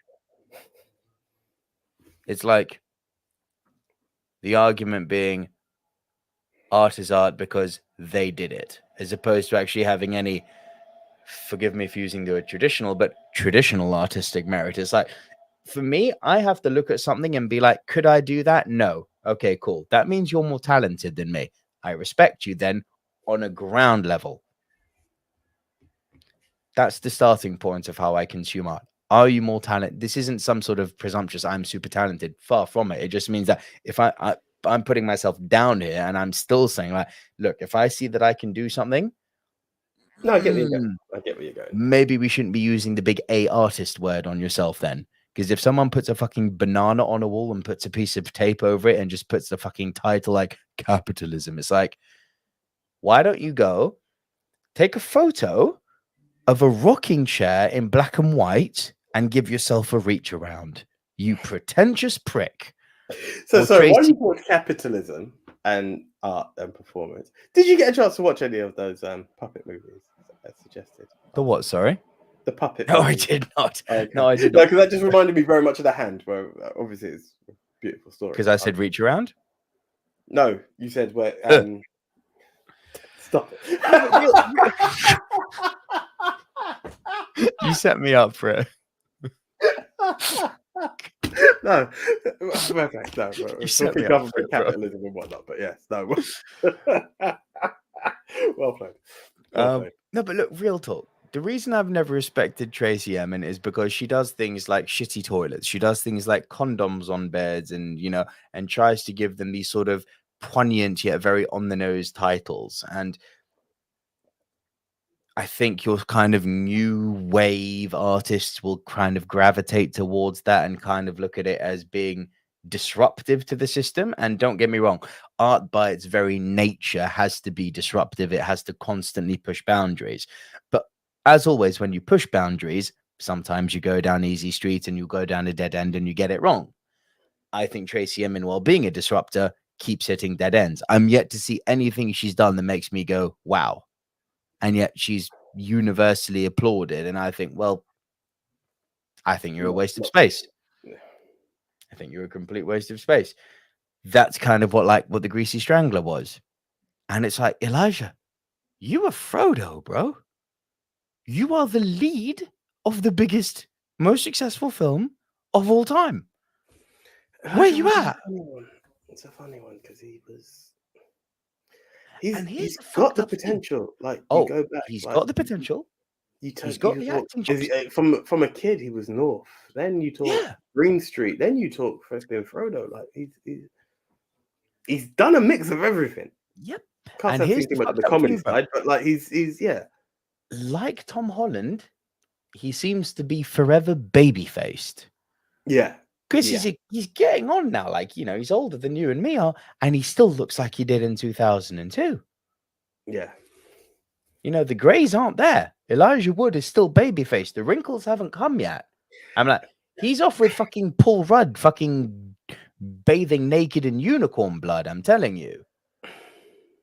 Because, like, the guy seems to not be aging, which tells me at his age, that's perfect. Because you don't get through that weird, like, kind of like 10-year period that Gary Oldman went through. Where it's like, well, you're not young, but you're not old. So what do we do with you? Elijah's got that youthfulness still, but he's got that life experience where he can kind of go both ways. Like, maybe it's difficult in finding that role that they need him for. And that sounds weird, but you got to remember as well, we're in this world, bro, which I can only go back to agree with you again, where the variety in film isn't there. That something that's not major blockbuster is now just seen as art house, you know, where it shouldn't be seen as that, or small independent. Like, everything seems to be on that blockbuster chain, and he would do good in a film. I'm not directing at The Northman or anything like that, but you know, just a film that's not tied into something else. But I mean, what role is it? I think, you know, I think a nice. It sounds weird. A good law movie, a good law drama. I think Elijah Wood would be fit into. But where are these? A good law drama. He would be good in a fucking biography, a biopic. Sorry, he would be good in some sort of thriller. You know? Yeah. I could have. Here's a fucking crazy idea. Although I didn't like the movie, but you know that Dr. Sleep film that came out with Ewan McGregor like a year or two ago. Elijah Wood easily could have done a role like that. Do you know what I also thought of? Playing a grown-up Danny from The Shining. Perfect. Not that I would take away Jake Gyllenhaal for anything from it, because he was fucking amazing, but I think Elijah Wood would have fit really well into something like Nightcrawlers. See, now that I'll listen to fucking day long, and that's the sort of role I'd like to see him grind his teeth on. Yeah. Give Elijah Wood something like the fucking shark eyes they gave Jake Gyllenhaal in Nightcrawler, and we all know he's got the chops. No one in the chat I see is like Elijah Wood's a shit actor. No one is saying Elijah Wood is shit. Why? Because he's not. But the fact that I call him a kid, he's older than I am. The fact that this guy has not really grafted his teeth on anything substantial in the last 20 years, it's insanity to me. Surely you see where I'm coming from. No. Listen, it makes perfect sense. So I just literally stopped to have a look at the comments as well. Mixed memorabilia. I've seen your comments. I'm sure AJ's got you covered on that one.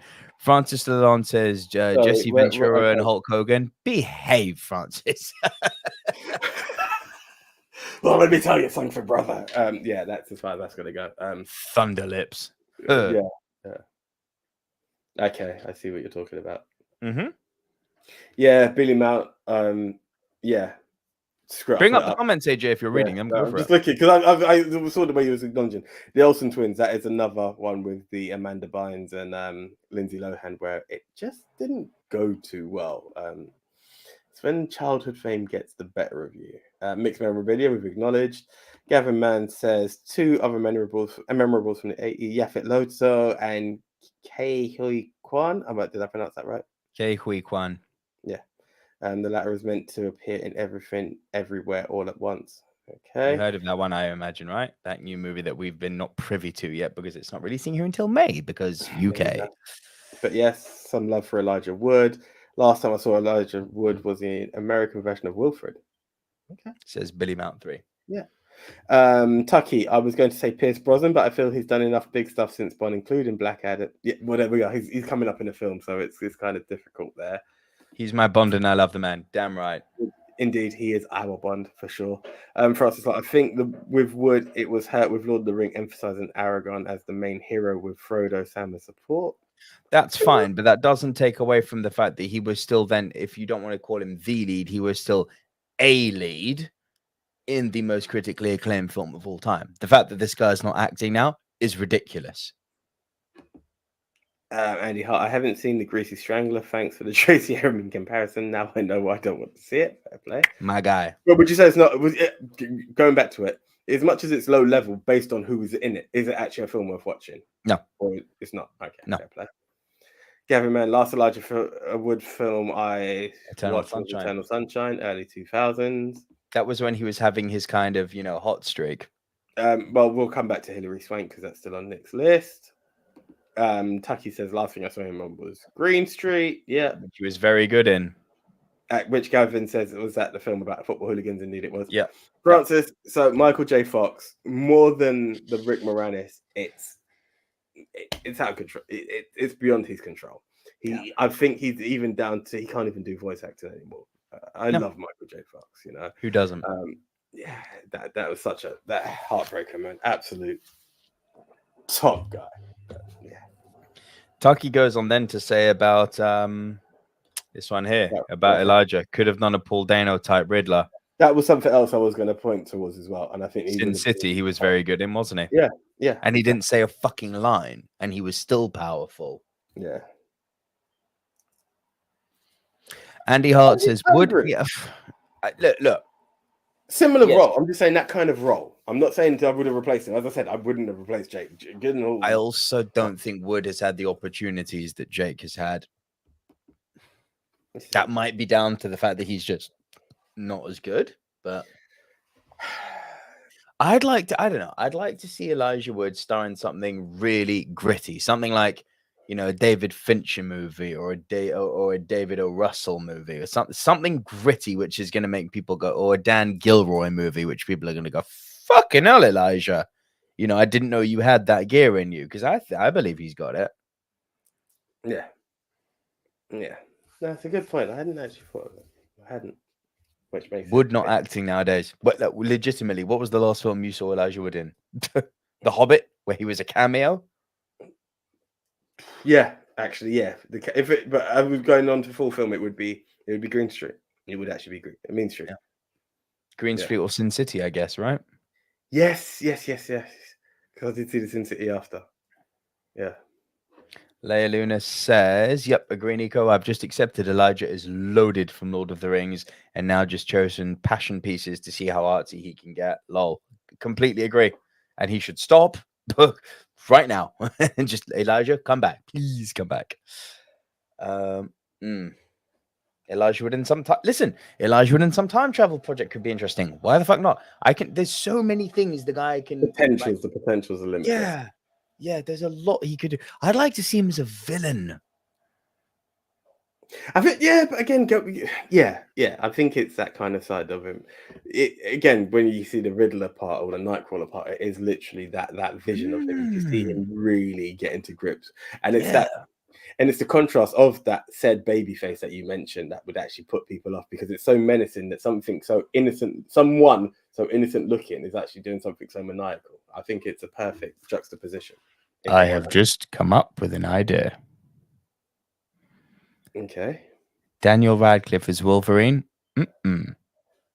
Elijah Wood. I know. I wouldn't want to. No. You see how fucking ridiculous that is? I acknowledge it's ridiculous. That's the level of reaction you should be having when people usher the words Daniel Radcliffe for Wolverine. Yeah, I've done that in worse. But yeah, if I had to pick between the two, yes, I would take Elijah Wood. Yes, gun to head, Elijah or Daniel. Daniel, you can fuck off back to daddy and go get cast in another one of your dad's movies, you twat. I don't like him. I really don't like him. Cool. So. Oh. Sorry. While we're talking, Daniel Radcliffe, your juice is here, bro. Hey, Butterbear. Awesome. Thank you, sir. Your number 2 then, AJ. Right, my number 2, mixed memorabilia. You brought up this gentleman. I had to Oh snap! Huh? Yeah. I thought this was your one.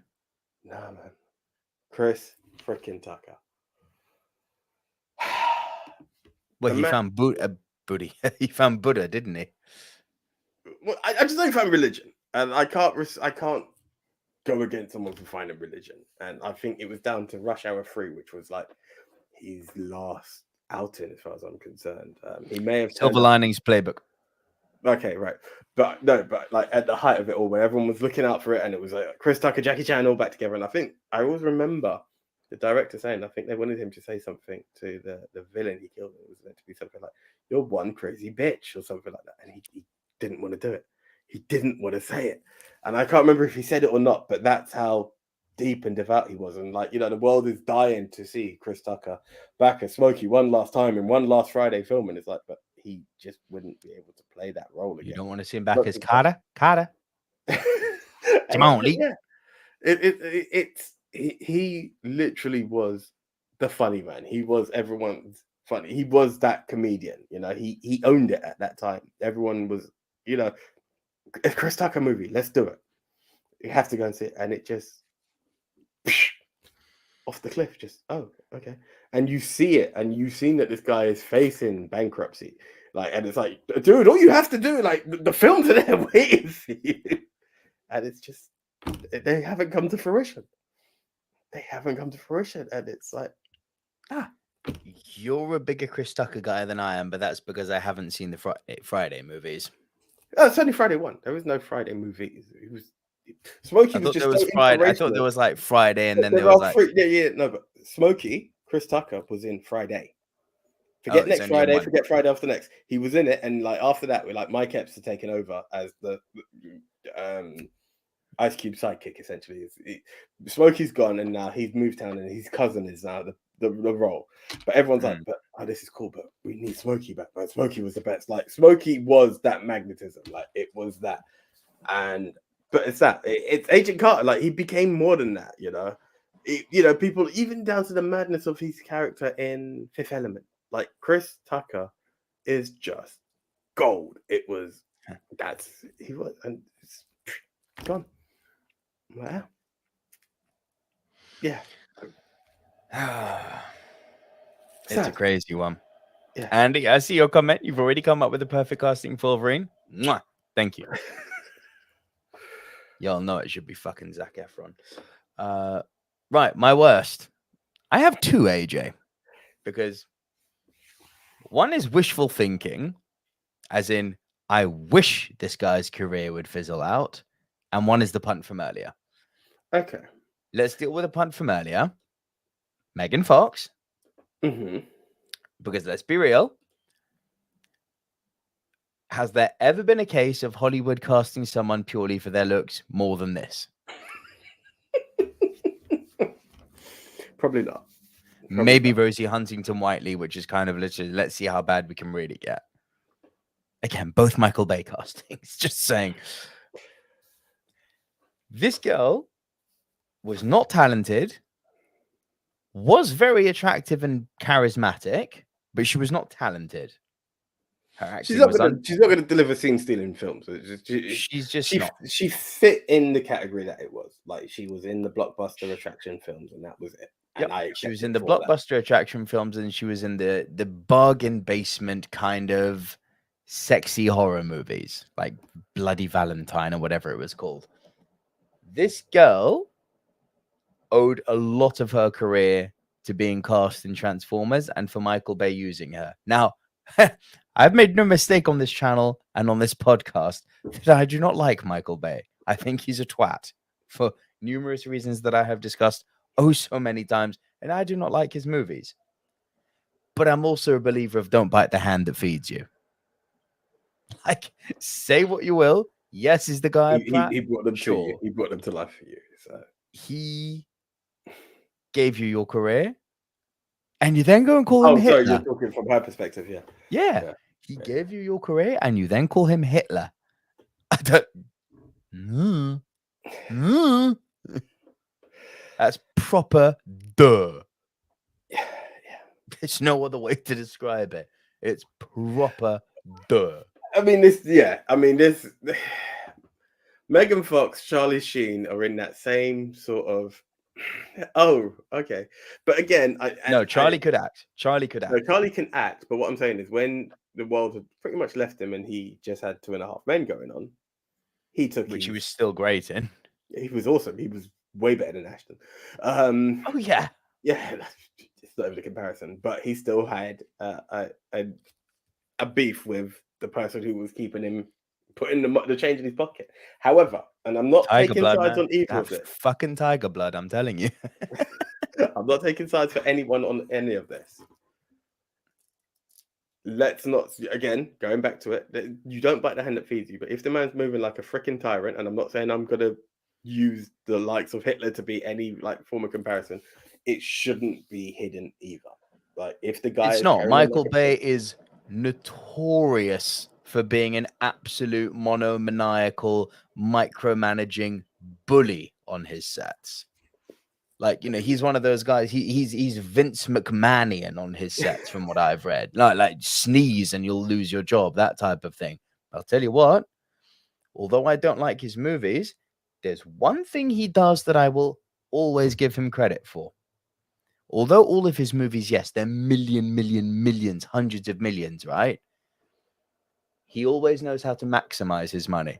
Case in point, Transformers, first movie. Believe the budget was 125 million. Made 800 million. Pirates of the Caribbean, 350 million budget. Return of 550 million. Again?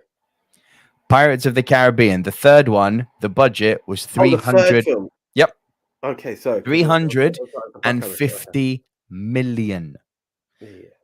This is the difference between a director who knows how to use the budget that's allotted to him and one who doesn't. I'll say what I will about Michael Bay, but that's one thing he does very fucking well, is use the money that's... I'm not... Oh, I am fucking, but like, he uses his money well. For even if you made me, you don't own me. Do you understand?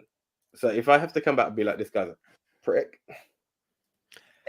Don't do it on a premiere of the movie you're starring in. That's unprofessional. That's all kinds of unprofessional. There you go. I'm not saying so, now, whose career do I want to fizzle out? Gavin Mann should know this. What type of acting can I not abide by, AJ, other than bad acting? Would it be this one? Yes, the whisper actor. This guy needs to fucking do one. Eddie Redmayne needs to leave. He needs to be gone. So is he Now- not in this latest Fantastic Beast? He is, and he's awful. He whispers the whole movie. Wanting to fizzle out, we fucking Will Ferrell would have been at the top. But I mean, like, it's a bit of an awkward one, isn't it? If Yeah, someone's but still active. He is. No, I said I want him to fizzle out because he's got the world fooled that he's really good, and he's really not. Bro, do you know what? I know the like even a broken clock is right twice a day. Yeah. Mm-hmm. Trial of the Chicago 7, he was pretty good, man. Enunciate your words. No, he was Sacha good. Baron Cohen acted circles around him. Of course, fucking Cohen owned him. But And I would say- Cohen is not a fully trained actor. again, agreed. What more do I need to say? You want to go that way, but all right, fair play. Fair play. Fucking- I mean, it's kind of awkward because he's not fizzled out. So I wish. No, he fizzled I out. said he hasn't. I said I want him to. Okay. Fair enough. Kevin, man, whisper acting. You know it. Oh my God, Billy Mountain says, have you heard that Megan Fox is going to be in Expendables? What the fuck? Oh, No, I hadn't actually. Kevin, man. Nico, release Ferrell. Release the Kraken. Yeah, I don't think we were playing it on that game of hope because Will Ferrell was kind of like my go-to for that. Had it been. Billy Mount says, Nico, speaking of Michael Bay, have you seen his recent film Ambulance? I did actually. It is so bad. I didn't even bother reviewing it. It was so bad. You know what? Honestly, because put it this way, even if there's not a review, there would be a text between us that would be like, oh, I've seen this or what have you. The fact that there wasn't even the text to acknowledge this film. No. You didn't want to waste breath on it. So No. or even type in time on it. So I didn't want to type the words Michael Bay's Ambulance. I didn't even want to bring it to anyone's attention. Because you know what it's like in it when you're in one of like the WhatsApp groups that where you sort of put in the group like, oh guys, I've just seen Ambulance, don't bother. Then people are like, what? Can't be that bad. I'll give it a shot. Can't be that bad. Let me see what this is about. It's like no. Silence is the killer. Fair enough. Okay. Your worst. Right. My worst. And there was a lot of hype around this guy. It might be so unjust to everyone, but I just remember that he had this flash in the pan moment, and I got a picture of him now. You may not even recognize him with the picture I put up, but I couldn't stand the guy. And I'm quite happy that he fizzled out. Tom Green. Oh my God, is that Tom Green? I believe so. Do you know what? Shit. It could. I really hope I just haven't picked some guy's Facebook Tom Green. I could be wrong, right? I could be wrong. Does not look like Tom Green. I don't know. It's there in case of copyright, and I've just put up the wrong Tom Green. Apologies, but it looked like it. I think it is him. It is him. I'm confident it's him. Daddy, would you like some sausage? Right, there we go. Do you know what? Even the hype behind it, I just didn't find it funny. I've never watched Freddy It was Got so Fingered. shit. I don't plan on watching Freddy Got Fingered. I found him to be Have you not seen it? No. I saw hints of it and clips of it, and I started to watch it. I was like, what is this shit? Because everyone was on this old Daddy, would you like some sausage shit? I was like, I will give it a shot. I started to what I said, I'm not watching this fuck. I am not watching that for shit. Right? Ever. I remember hearing Road Trip is amazing. And I had good fun with Road Trip. I fucking hated him. Yeah. There is not a thing. There was a Tom Green show that was out at the time. Not a chance. I am sorry. Tom Green fizzling out was one of the happiest moments of my life because I never, ever, ever understood the hype. Nor me. Yeah. Well played. Great. He sprung into my head and I could never unsay it. I wasn't even sure if a subject like this had worse, but I just put it in there as a just in case. The fact that you had a worse, I'm like, let's do this shit. And I dropped it. Yeah. Tom Green was not for me. But it's okay for Tom Green to hump a dead moose. Well played. That's the only time I acknowledge the name Tom Green. Oh dear. And everyone's saying like road trip, Gavin man, road trip, Billy Yes. Mount, road trip, But Tucky, road trip. was he the star of Road Trip, or did you just enjoy Road Trip for what it was? I No, it's found a him guy you very mentioned irritating. earlier. Yeah. Yeah. Oh, yeah. Go figure that. Yeah. Even the other skinny dude who ended up with the big black girl, like all of them, I just didn't. There was nothing about him being. The He was the others. narrator to the story, which helped, but he wasn't great. He wasn't. Those awkward moments when they cut back to him and he's trying to be funny wound me up. The film itself is good. Unleash the fury, Mitch. If we're gonna be You didn't like real, him putting a mouse in his mouth going, there we go. All of that shit is not for me. If we are gonna be honest, Euro Trip is way better than Road Trip. oh yeah. Scotty doesn't know that Fiona and me do it in my van every Sunday. That film was absolutely nuts. And I remember thinking, oh, is it like the sequel to Road Trip? When Everyone thought that. Everyone thought that. Up to this day, Euro Trip is one of the maddest, most insane, hilarious films I've ever seen. Yeah. I'm fucking sick and tired of you fucking eye ties. I am Swiss. Them two. That film's brilliant. It's when they were on this low budget. Bratislava. Oh, here's a fun fact. You kissed your sister. Everything about that film just made me mad. And you know, you shouldn't be so like racist or stereotypical, but it's like, you know, they're down to like a $5 or what have you. And they go to this, they're even like kings. It's like you're taking the piss. That's just out of order. I'm American Nico. I opened my own hotel. Fucking dog with a human hand in his mouth going. I love road trip. Euro. England, Euro trip. That's it. England 5, Germany 1, Man United number 1. Only time you'll ever fucking hear me sing that shit, mate. Yeah. No, Tom Green, I love that film. And again, guys, the comments came up. Show me something more than Road Trip where he wasn't the star, or prove me wrong. Was he the star of Road Trip for you? I don't think so. I mean, no. There we are. Sorry. I was going to say, thank you, Tucky. You've literally just taken the words out of my mouth. Breckin Meyer was the main star in Road Trip. Yeah. Was in Rat Race 2, but I can't remember much else. So maybe he's another contender for this list. Good point. Breckin Meyer was never a big deal. I think Breckin Meyer's one of those guys, and he's happy that he's had the acting career he's had. So hey, I got these motherfuckers fooled. I think that's Breckin Meyer. All right, cool. Is it number 1 time? Sorry. What do you got? I'm just looking here. So we had Road Trip.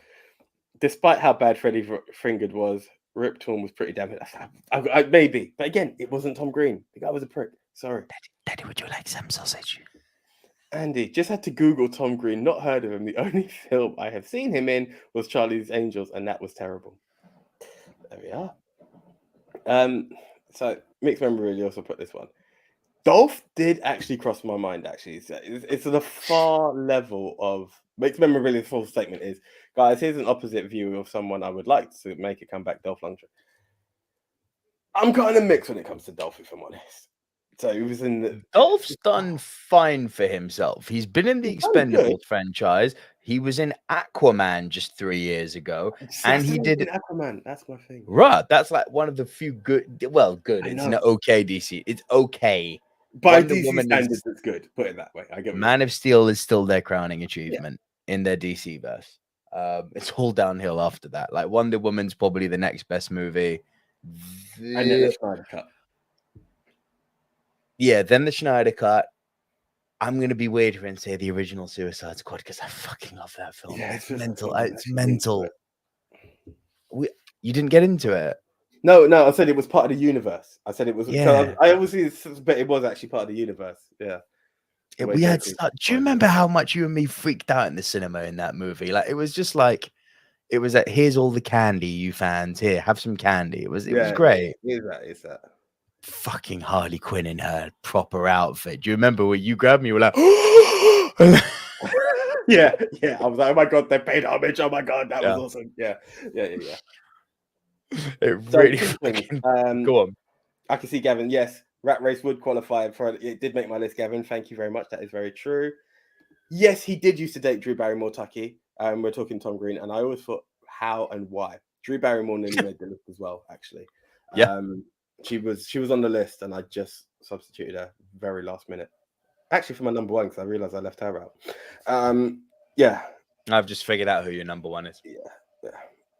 But yeah, and Kevin Man says Dolph Lundgren has the power, but it's not. I really need to read these stuff before clicking them. You need to screenshot that and send it to Tone with me doing this. Yeah, one set. Done. Good play. Fucking unlimited toned. I loved everything about Eurotrip, Billy. Now, I loved everything. Vinnie Jones in Eurotrip was great. Absolutely great. Cool. Well, we both punted both of our number ones. Yeah. Hilary Swank. So, based on the picture that you've put up, have you? Yes. Did you enjoy? It's very good. I think you've made a big deal of it, though. I don't think it's on the level that you put it. It's very good. It's very, very good. I never entirely bought her as a boxer. That was kind of like a big barrier I had to deal with the movie. I felt it as a come up, and as it started to establish, the accident happened. And that's I thought what she did well as far as the boxing was concerned, she definitely acted out her skill level developing. Like what it is at the beginning, just, unable to hit the speed bag. And then all of a sudden she's going, it's like, okay, cool. I was a lot more interested in what was going on with Eastwood and Morgan Freeman, to be honest, than with her, which is, I know, a travesty to say, but yes, I've seen $1 Million Baby, so you can strike that one off your list of things you can troll me on, bringing it all the way back to your number 10. This one, yeah, exactly, that one, that old chestnut. This one is a head scratcher. This woman is sometimes when people win an Oscar and they think, oh, it's a one-time thing, you got lucky, there was no one competing that year, or it's sympathy vote. DiCaprio shouldn't be that, but fucking, let's be honest, The Revenant was a fucking sympathy win. Shouldn't have been that. With DiCaprio, it's like, it's not that he was shit in The Revenant, but it's like, oh, no, he was great. He was fucking great in The Revenant. Yeah, this is it. Out of everything he's done, it's like this one. You got The Departed. I mean, he should have won for The Wolf of Wall Street. That was a fucking joke that he didn't win for that. They don't always get it right. This woman, this isn't a one-time Oscar winner. She won 2. Yeah. When you win 2, you're certified. It's beyond argument. She's beautiful. I keep on going back to this looks thing, but listen, how often have we said on the show, Hollywood loves stars more than actors, right? Christian Bale is an actor. Chris Hemsworth is a star. He can act, but he's not fucking holding scenes with Christian Bale. Let's be real. Yeah. Hilary Swank had star power. She had acting chops. She's aged well. She's a 2-time Oscar winner. What the fuck happened here? So, do you know what? I personally, and this was off the top of my head, right? One, I saw that she had done that film, The Hunt, which I remember I wanted to see during that whole lockdown period, and I just didn't get a chance to watch it. That I didn't actually know she was there, but I saw her name listed in that, so I thought it was still a film that was actually going to get a cinema release, and it's been quiet since then. But I find that Hilary Swank, and this is why I didn't make her number 1, because I was like, if we're going to talk by acting level, that's a surefire number 1. Yep. Surefire number 1. She demolishes my number 1, which you know where we're going with. Even like Chris Tucker doesn't deserve a number 2. Like she's got that slot. Ed Norton. If we're going to buy star power, her and Ed Norton dominate the list. The rest can follow and fit in, as far as I'm concerned. Yep. I'd still argue Norton hasn't fizzled out entirely. Fair play. But what he's working with Wes Anderson, but sorry, carry on. And this is off the top of my head, right? This is really very much off the top of my head when I think of Hilary Swank. I find that it comes into peaks and troughs. Like she'll do an amazing film, then it kind of goes quiet. She'll be in something or the other. It picks up and then it goes down again. So it's a bit of a trend in fizzle with Hilary Swank, I feel. When was the be last wrong. time she did anything of note? When was the last Bro, I time get you it. remember But a Hilary is this the Swank last- movie being in the cinema and you went, I need to see that? Prior to $1 Million Baby, Mhm. right? The gap between the two Oscars, could you name a load of the films? And I could be wrong. Again, this is very off the dome. Not without Hillary looking at was a bit of a last IMDb, minute no. for me. Come again? Not without looking at IMDb, I couldn't. This is what I'm saying. So that's the way I felt about it. And again, she popped into my head, and I hadn't really done the research, and that's why it was at a number 4 for me. I could be right, I could be wrong. The community that we Without have having done the research, for me, the fact that she's, for me, without having done the extensive research, the fact that she's a 2-time Oscar winner, Bro, I the get fact it. that she I get has it. the looks, But it could be. It's weird. All right, here's a way of putting it, and I'm not putting them in the same category, so don't jump down my throat when I say this. It could be a case of selective film. And again, the last film she was in wasn't great, but well, in the fact that no one's talking about it. But you know how Day-Lewis is selective, so it's step away, come back. Could this be what Hilary Swank potentially does? I could be wrong.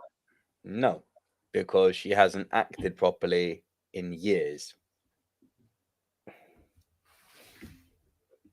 I mean, again, it all lays down to what's there and available. But that was my main argument for it. Bro, the fact that nothing is being made available to a 2-time Oscar winner is literally what Fizzled Out is. But, I mean, yeah. But again, the angles behind it, it's a weird one. But again, when we look at what cinema has developed into as opposed to what she's worthy of doing and what she chooses not to do, it's this weird balance. There could be a lot of shit that I'm unaware of, without going to the IMDb's and your Wikipedia's to get the full film listing. That's where I'm like, I'm not sure. That's why it is. Either way, where is she? Is the main question, which I agree with. But that I'm just saying why it wasn't number 1. Talent like that doesn't just disappear. It's I don't get it. Anyway, go for it. You're number 1. Yeah, my number 1. At first, I was there again. As I said, Rick Moranis was going to be my number 1. But I always remember when we kicked off podcast when we started talking about it, and I chose this picture specifically because it was the last time I ever saw her. Where the hell did Diaz go? And this was a person, like we kick it off from The Mask, and everything that she done after that, people paid attention to. I'm not saying they were all good, but Cameron Diaz movies were a go-to. Yep. And that's what when I was listing it, and again, I'm looking at the powerhouses, like I was like, Norton, but there's a reason behind it. Everyone kind of had a reason. This, for me, it's like, well, Diaz, I think there's something to be said about the fact that she just stopped getting roles and then decided to say, I'm done, I'm retired. But then why? But like, where? What for? Like, she, as far as I'm concerned, okay, Bad Teacher wasn't the greatest film. I had great fun with it, but it wasn't. Yeah, I mean, financially, it probably didn't do what they expected it. But it did, mate. That movie was probably made on a budget of about 20 to 30 million, and it probably made something like 100. It did fine. All right, cool. So then, let me check that out. You've got me interested in that. Cameron Diaz made money. Why would the roles have stopped? And again, going back to your statement, like what you did with Julian Roberts, if we're going to look from the last time she was seen, I don't feel that looks have dropped in any kind of category. Like, she's still Cameron Diaz. she is able to pull off the hot teacher. That is exactly big man. Check it out. I've got a photo here of when she was young and when she's older, and she looks great in both. Yeah. Do you know, talking about this, and she was on the list before that because I always remember Cameron. Apparently, her and Snoop Dogg went to the same school. I think she said, I read this just the other day on Insta. I think I went to school with him. I think I brought weed off him. She said, he was the year above. I think I brought weed off him. I was cracking up when I read that. But yeah, another fun fact there. But yeah, where did she go? And that was the one that just baffled me the most out of all of these. Like, others, I've got some form of explanation. Cameron Diaz just stopped. So the budget for Bad Teacher was 20 million. It made worldwide 216 million. So then this is what I don't get. This is where Oh, by the way, sorry to cut you off. Can I just say this is a prime example of what I've been saying on the group for ages. Like, there needs to be that space in Hollywood where you're not minimum $100 million and up budget, and you're also not Blumhouse level 5 to 10 million this budget is movie.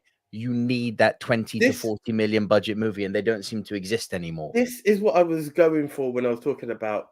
Essentially, you've just broken it down into figures. When I was talking about Elijah Wood, Yes, that's that area. That is what has been missing since mid 2010s, maybe, if not before. Like the 2000s is the last. Shouldn't have said that, because now everyone's getting about those damn Marvel movies. Of course, but it essentially is what it is. Like, let's be real. It's very hard to attract people for much else more. Let's go back to anything else now, right? You take our group, all right, we're called Comic Book, whatever, the WhatsApp group. But people would actually clamor for something like Jurassic Park. Like, would have been like, hey, that dinosaur movie looks cool. Oh, Godzilla versus King Kong, let's do it. Fucking Dominion, Jurassic World, Dominion. These are conversations. We're just like, so we're meeting for Strange. Do you get what I'm trying to say? As much as we all appreciate film and cinema, it has been. In fairness, bro, I'm the only one who's going in there each week and seeing a different movie, sharing my out of theater reaction reviews on the group, and trying to say to people, hey, there are other movies to see. Listen, I think Tone does it. I know Nath is incapable of doing it. Yeah, but then Tone fucking turns around and says, the Northman shit. It's like, yeah, listen, say you don't get it, that's fine, but don't go around and say the Northman is shit. Even down for this weekend gone, 3 times we tried to go cinema, but we just didn't. But it wasn't the goal wasn't cinema. It was mixing around other bits, and that's where it comes into it. And that's what I'm saying. People make time for those when really the other films are be there. So like, courage to you for it. Like, go forth, because that's what's meant to be there. But I feel the world just needs to. And again, so then the question becomes, who's at fault? The consumer or the provider? Of course, it's the consumer. It's supply. It's basic economics. It's supply and demand. Yep.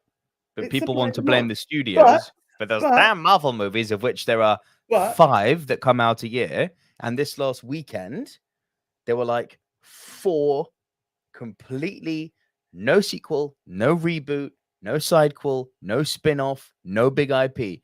4 original movies that came out in cinema.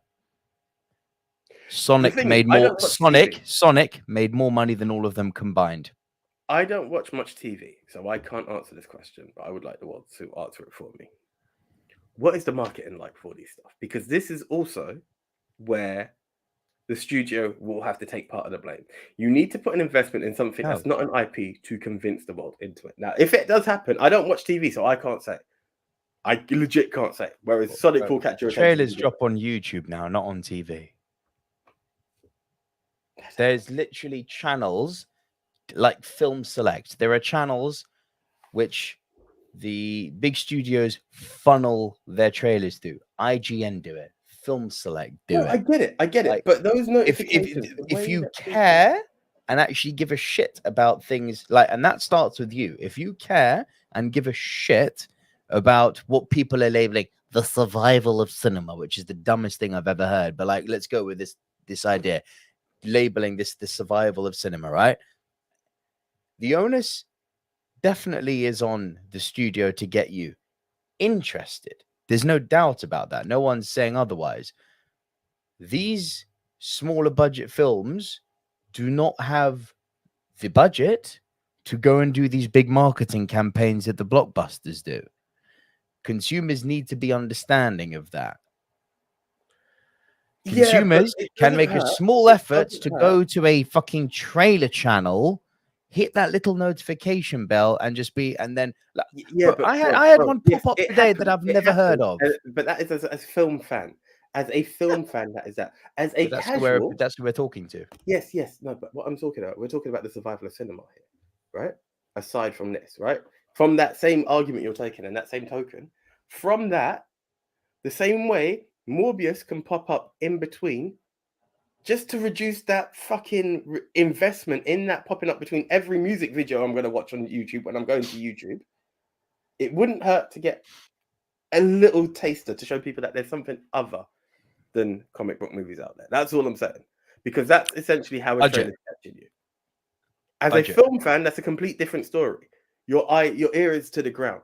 There are some shit that's always going to happen if you take a keen interest, but it's the casuals. In order to maintain this industry, it's the casuals that need to be in there as well. It's cool. fact. So this is where people like me come in, and I'm not putting. No. Listen. You don't know the point I'm about to make. Listen, for the casuals, word has to reach them in other ways, because I keep on telling you this. You cannot get these multi-million marketing budgets, which is what these trailers cost to make, mate. You have to, because they're not made in studio. You hire out a media team to cut your trailer together. That then has to be advertised to fuck. These trailers are millions. It's a multi-million-dollar game now to do these trailers. Some of these trailers cost more than these fucking smaller movies cost to make. Yeah, like, but how are you going to compete with that? That bracket that you're talking about is a different bracket completely, bro. Like, in the fact that we're talking about a film like the Cameron Diaz one that was there, with a budget that was what have you, it still made it to certain mediums that we were able to catch awareness of it. It's not the Cameron Diaz thing. We talk about star power. That's down to Diaz. But this is what I'm saying. You're in the investment can go there because star power attraction will work. Sure. Even if it's there. And this is where they are for themselves getting lazy with the guaranteed cash cow. Do you get what I'm saying? So yes, I'm not saying you're taking there is so much means for people to be informed about what is coming out now. You've got the obvious one, which is when they're going to see their big IPs, get there a bit early, watch the trailers, see what's coming out. That's how we used to do it back in the day, right? You know, you show up to the cinema, next thing you know, you're watching the fucking trailer for Jurassic Park 2. It's like, what? This is a thing? YouTube didn't exist back in the day, right? So that's how we found out about things. Much like you, I don't watch TV. YouTube channels dedicated to trailers, film critics, like proper film critics, guys like Mark Commode, again, who has his own YouTube channel, who writes for the fucking Guardian, who writes for, you know, I know, God forbid we should read nowadays, but there are literally film critics who you can watch and read small little snippets of that say, this film is worth your time if you're into this sort of thing. But no, we don't want to read film critics because we're more interested now in the fact that fuck film critics. They don't know what they're talking about. They always get it wrong. Power to the people and all that bollocks. Instead of actually listening to the critics and being like, hey, all we do is watch movies. We draw from a wide scope. We're not saying that everyone will like this movie, but this is what this movie's about. This is who's in it. This is what you can expect from it. Please go and support it. It's worth a watch. No, the critics are all wrong. And then it comes to the low tier, like myself, you know, not even a critic, a pundit, a guy who literally goes to the cinema, enjoys it, shares it with his mates, puts it on a YouTube channel. There are so many fucking free avenues now for people to find out about cinema and about what's coming out. They don't do it. Yes, I feel this could be a debate longer than it needs to be. And I'm not, definitely. I'm not disrespecting anything you're saying. But in the good old days of, let's see what's out there, yeah, it was available. This is what I'm saying. People who are just on a casual Saturday night saying, right, we're going out, that isn't there. The choice of just having it there, I could be wrong, but I feel like trailers were more prevalent to give you that level. Because yes, everyone's going to run to the blockbusters. Sorry, what do you mean trailers were more prevalent? What I'm saying is that I believe trailers for that lower budgeted films were available. You would see them for you. It wasn't just the blockbusters. You would see trailers for other films out there available through whatever medium. It wasn't just reading a newspaper. I will guarantee you now, I have never. All right, no, that's not no. I'm gonna lie because I did used to buy Empire magazine at one point, but it was because of my passion of film. Before that, it's because I just kept a keen eye out and I saw it, and that's what I'm saying. That's the missing point in this whole thing. They're leaning too much on the big budgets, but I don't. We're just going to be going round in circles. So I respect what you do. I thank you for what you do, but they need to do a bit as well. What I'm saying is that I think people need to take a bit of onus on themselves instead of, because for me it's almost it's an almost schizophrenic conversation. It's like on the one hand you've got people saying like cinema's dying because of all these fucking Marvel movies. I don't agree with that. I know neither do you, but that's the fucking common sound by now, isn't it? Fuck Marvel, all these big IPs there. then you've got the same people saying, fuck the critics don't know what they're talking about. Same people, mind. But it's almost like they're arguing with each other. It's like, fuck the big budget. We don't want to listen to that. It's destroying cinema. Fuck the critics who are supporting independent and lesser known cinema. They don't know what they're talking about. What are you left with then? Because that sounds like you've put yourself in an awful dilemma there. So you don't want to listen to... This is what I'm saying. This is where a trailer comes out and you just get your own fucking opinion. Yeah. Bro. As I said, let's leave it because it's just going to be the hamster wheel right now. I appreciate what you're talking about in terms of finance. I get that. But yeah, we were able to see them before. If people could put down the torch and flames, leave their pride at the door and stop the whole critics don't know better than us, because shock horror, I'm really sorry to say this. Yeah, they do. They actually do. Is their opinion more valid than yours? Of course it's fucking not. We're not talking about opinions here. Opinions are boring. Everyone's got one.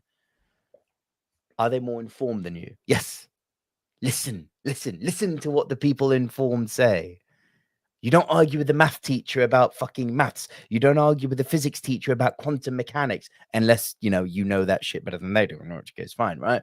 But if you like a Sheldon Cooper or something. But you've got so many sources now where you can actually get informed. Free sources. But no, fuck the critics and fuck the big movies.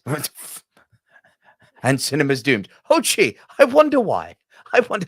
Thanks for the helpful tips, people. By the way, I'm not saying that applies to anyone in the chat here. This goes without saying. Okay. I'm just seeing comments coming through, and I'm okay. Well, bring them up, mate. Yeah, I'm actually going back to what, like, the last thing I remember seeing. Fuck it up. We've been busy. Release Ferrell. Steven Seagal, whisper acting, Danish. Oh, you're going back that far, bro? I've got you. Okay, go. Because I'm just seeing like a lot of stuff. Andy Hart, Hilary Swank has always struggled to get top parts, even after her first Oscar. It doesn't make sense. Completely agree. Taki says she doesn't seem to have many big blockbuster type movies on her CV, and maybe wrongly or rightly because of that, her name value suffered? ?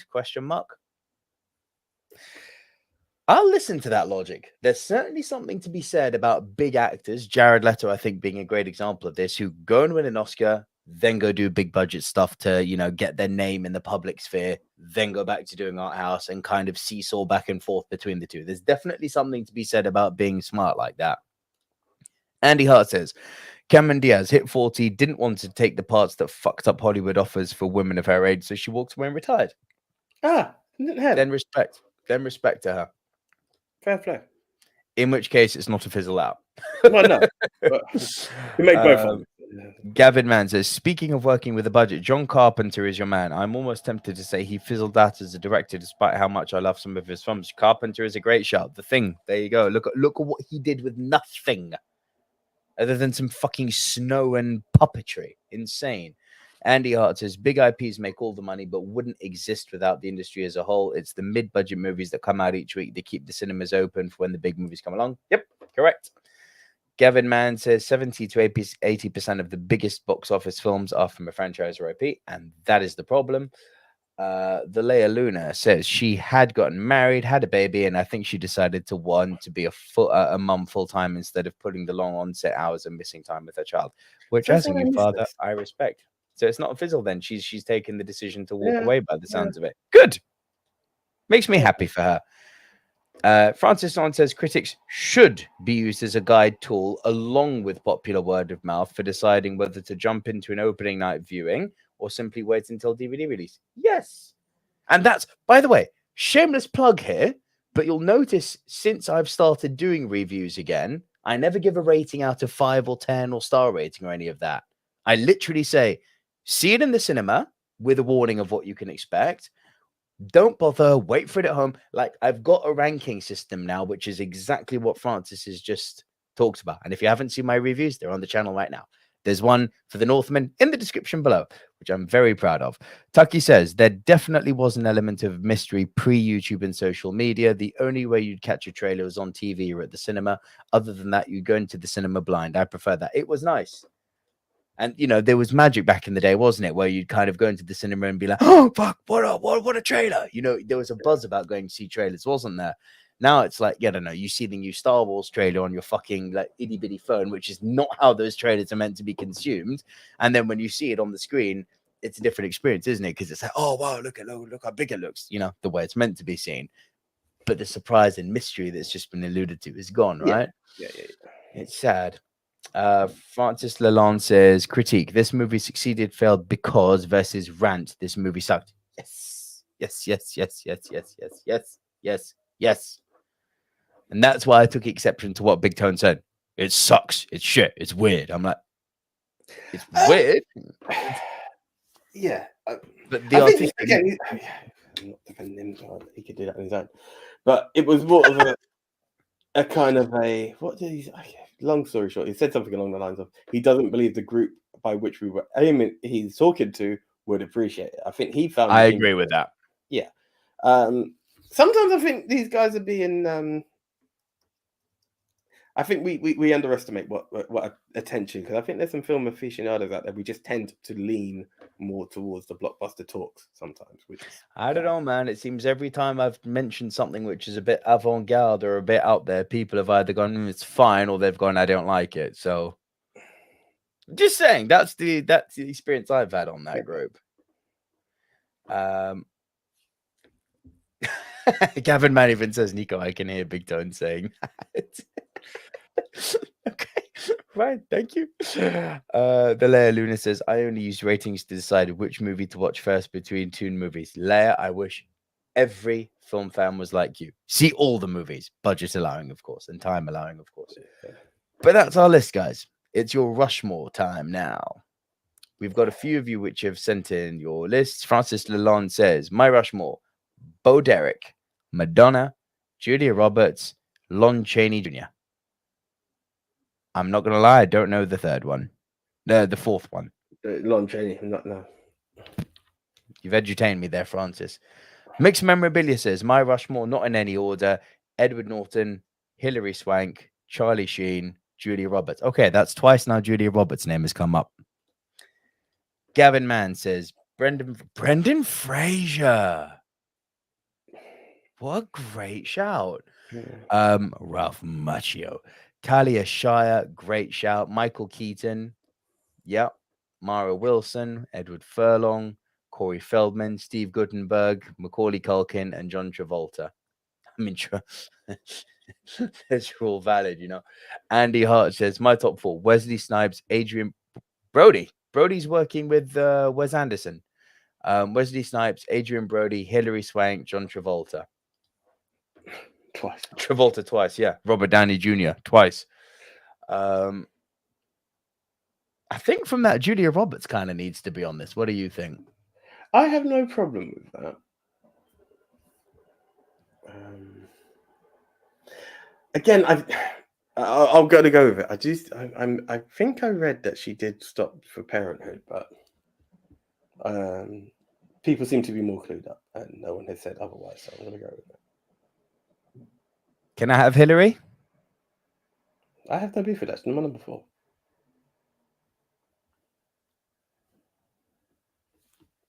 How about I was about to say, how about the American History X boys? Norton and Furlong. Yeah. Oh. Now, if we're talking actual actors, yes. If we're breaking it down on actual actors, yeah. That's a good fucking list, Yeah, fuck it. Norton and Furlong? Yeah. Yeah, I could work with that.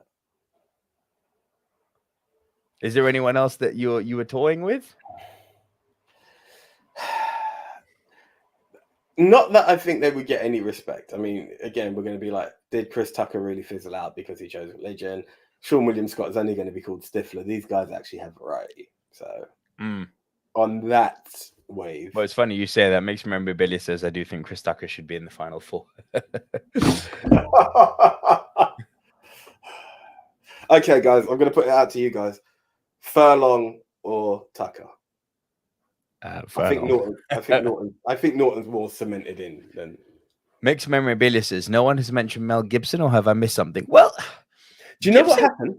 Gibson crossed my mind, and then you put out that film with the puppet last week. With the Beaver was 2011, bro. Oh, shit. Okay. But you got to remember that he's more of a director now. And he was an Academy Award nominated director a few years ago for Hacksaw Ridge. This is true. Gibson's doing all right. And there was the controversy which kind of told him to stay away from the screen as well. Yes. Gavin Mann said Furlong. But I reckon we just go with it. I'm cool. I don't like to piss off Mixed Memorabilia, but I don't like to piss off Mixed Memorabilia. I don't like to piss off Gavin either. So. Should we do it? I thought so, because I did look at the name. Lenny from Advice of Men. When I typed in the name on Google, I thought I recognized the face. I swear John Malkovich was... No, bro. Don't do that. No, we're talking the black and white version, bro. Okay. Okay, all right.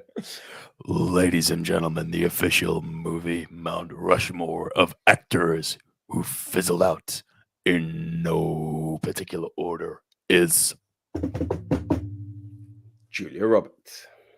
Our second entry is Hilary Swank. Our third entry is Edward Norton. Our final entry into the movie Mount Rushmore of actors who fizzled out is Edward Furlong. Okay, guys. There was part of me that wanted to put Elijah in there, but we can stick with Furlong. Yeah. Because legit. Yeah. Anyway, we'll leave it there. Okay.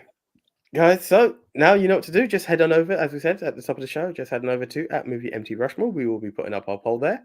And you just get to put your vote. There it is. It's as simple as that. You have the choice between two powerful ladies and two powerful gentlemen. We are talking Hilary Swank, Julia Roberts, Edward Norton, and Edward Furlong. Team American History X, baby. Yeah, such a powerful movie. Jesus Christ. It's such a good film. Yeah. Yeah. Okay, so that's it, guys. So yeah, once again, just thank you so much. Again, if you haven't already, and I'm sure you have, please, any likes are available, whether it be on your Facebooks, why am I talking Instagram? Your Facebook or your YouTube. Just if you could do those ones, if you could share it as much as possible, those thumbs up really, really do help on those platforms, and the sharing as well. Because you know what? Yes, it just goes back to what we were talking about in terms of reaching the masses, in terms of letting them know what's out there. If people enjoy films, this is a platform by which to do it and to be recognized. Share it on Twitter.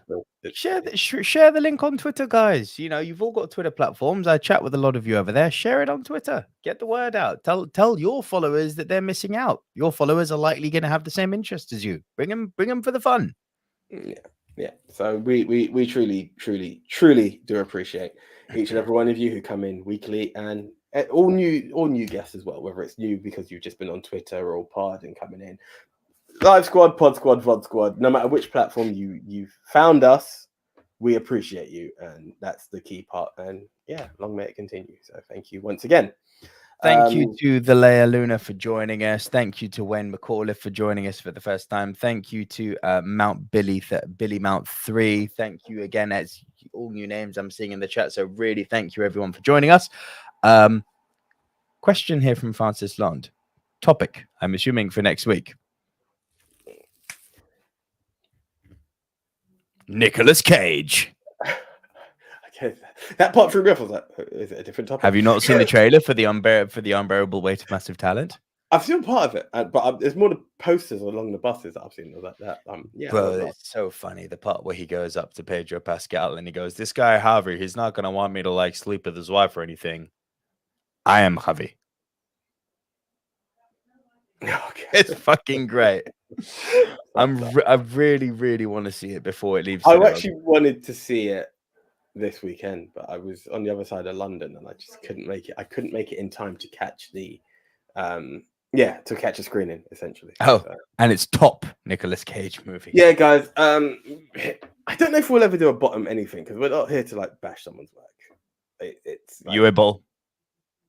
I was going to say Bowl and Ferrell, but apart from that, yeah. If you're working, you're working. Yeah, if you can't produce good, then yeah, we'll do your top bottom. But apart from that, if you can create good, we're not going to. Cage is fire, man. Yeah, that's what I'm saying. I don't need that. We don't need to put any hate on it. So that's the one. So once again, guys, absolute massive thank you.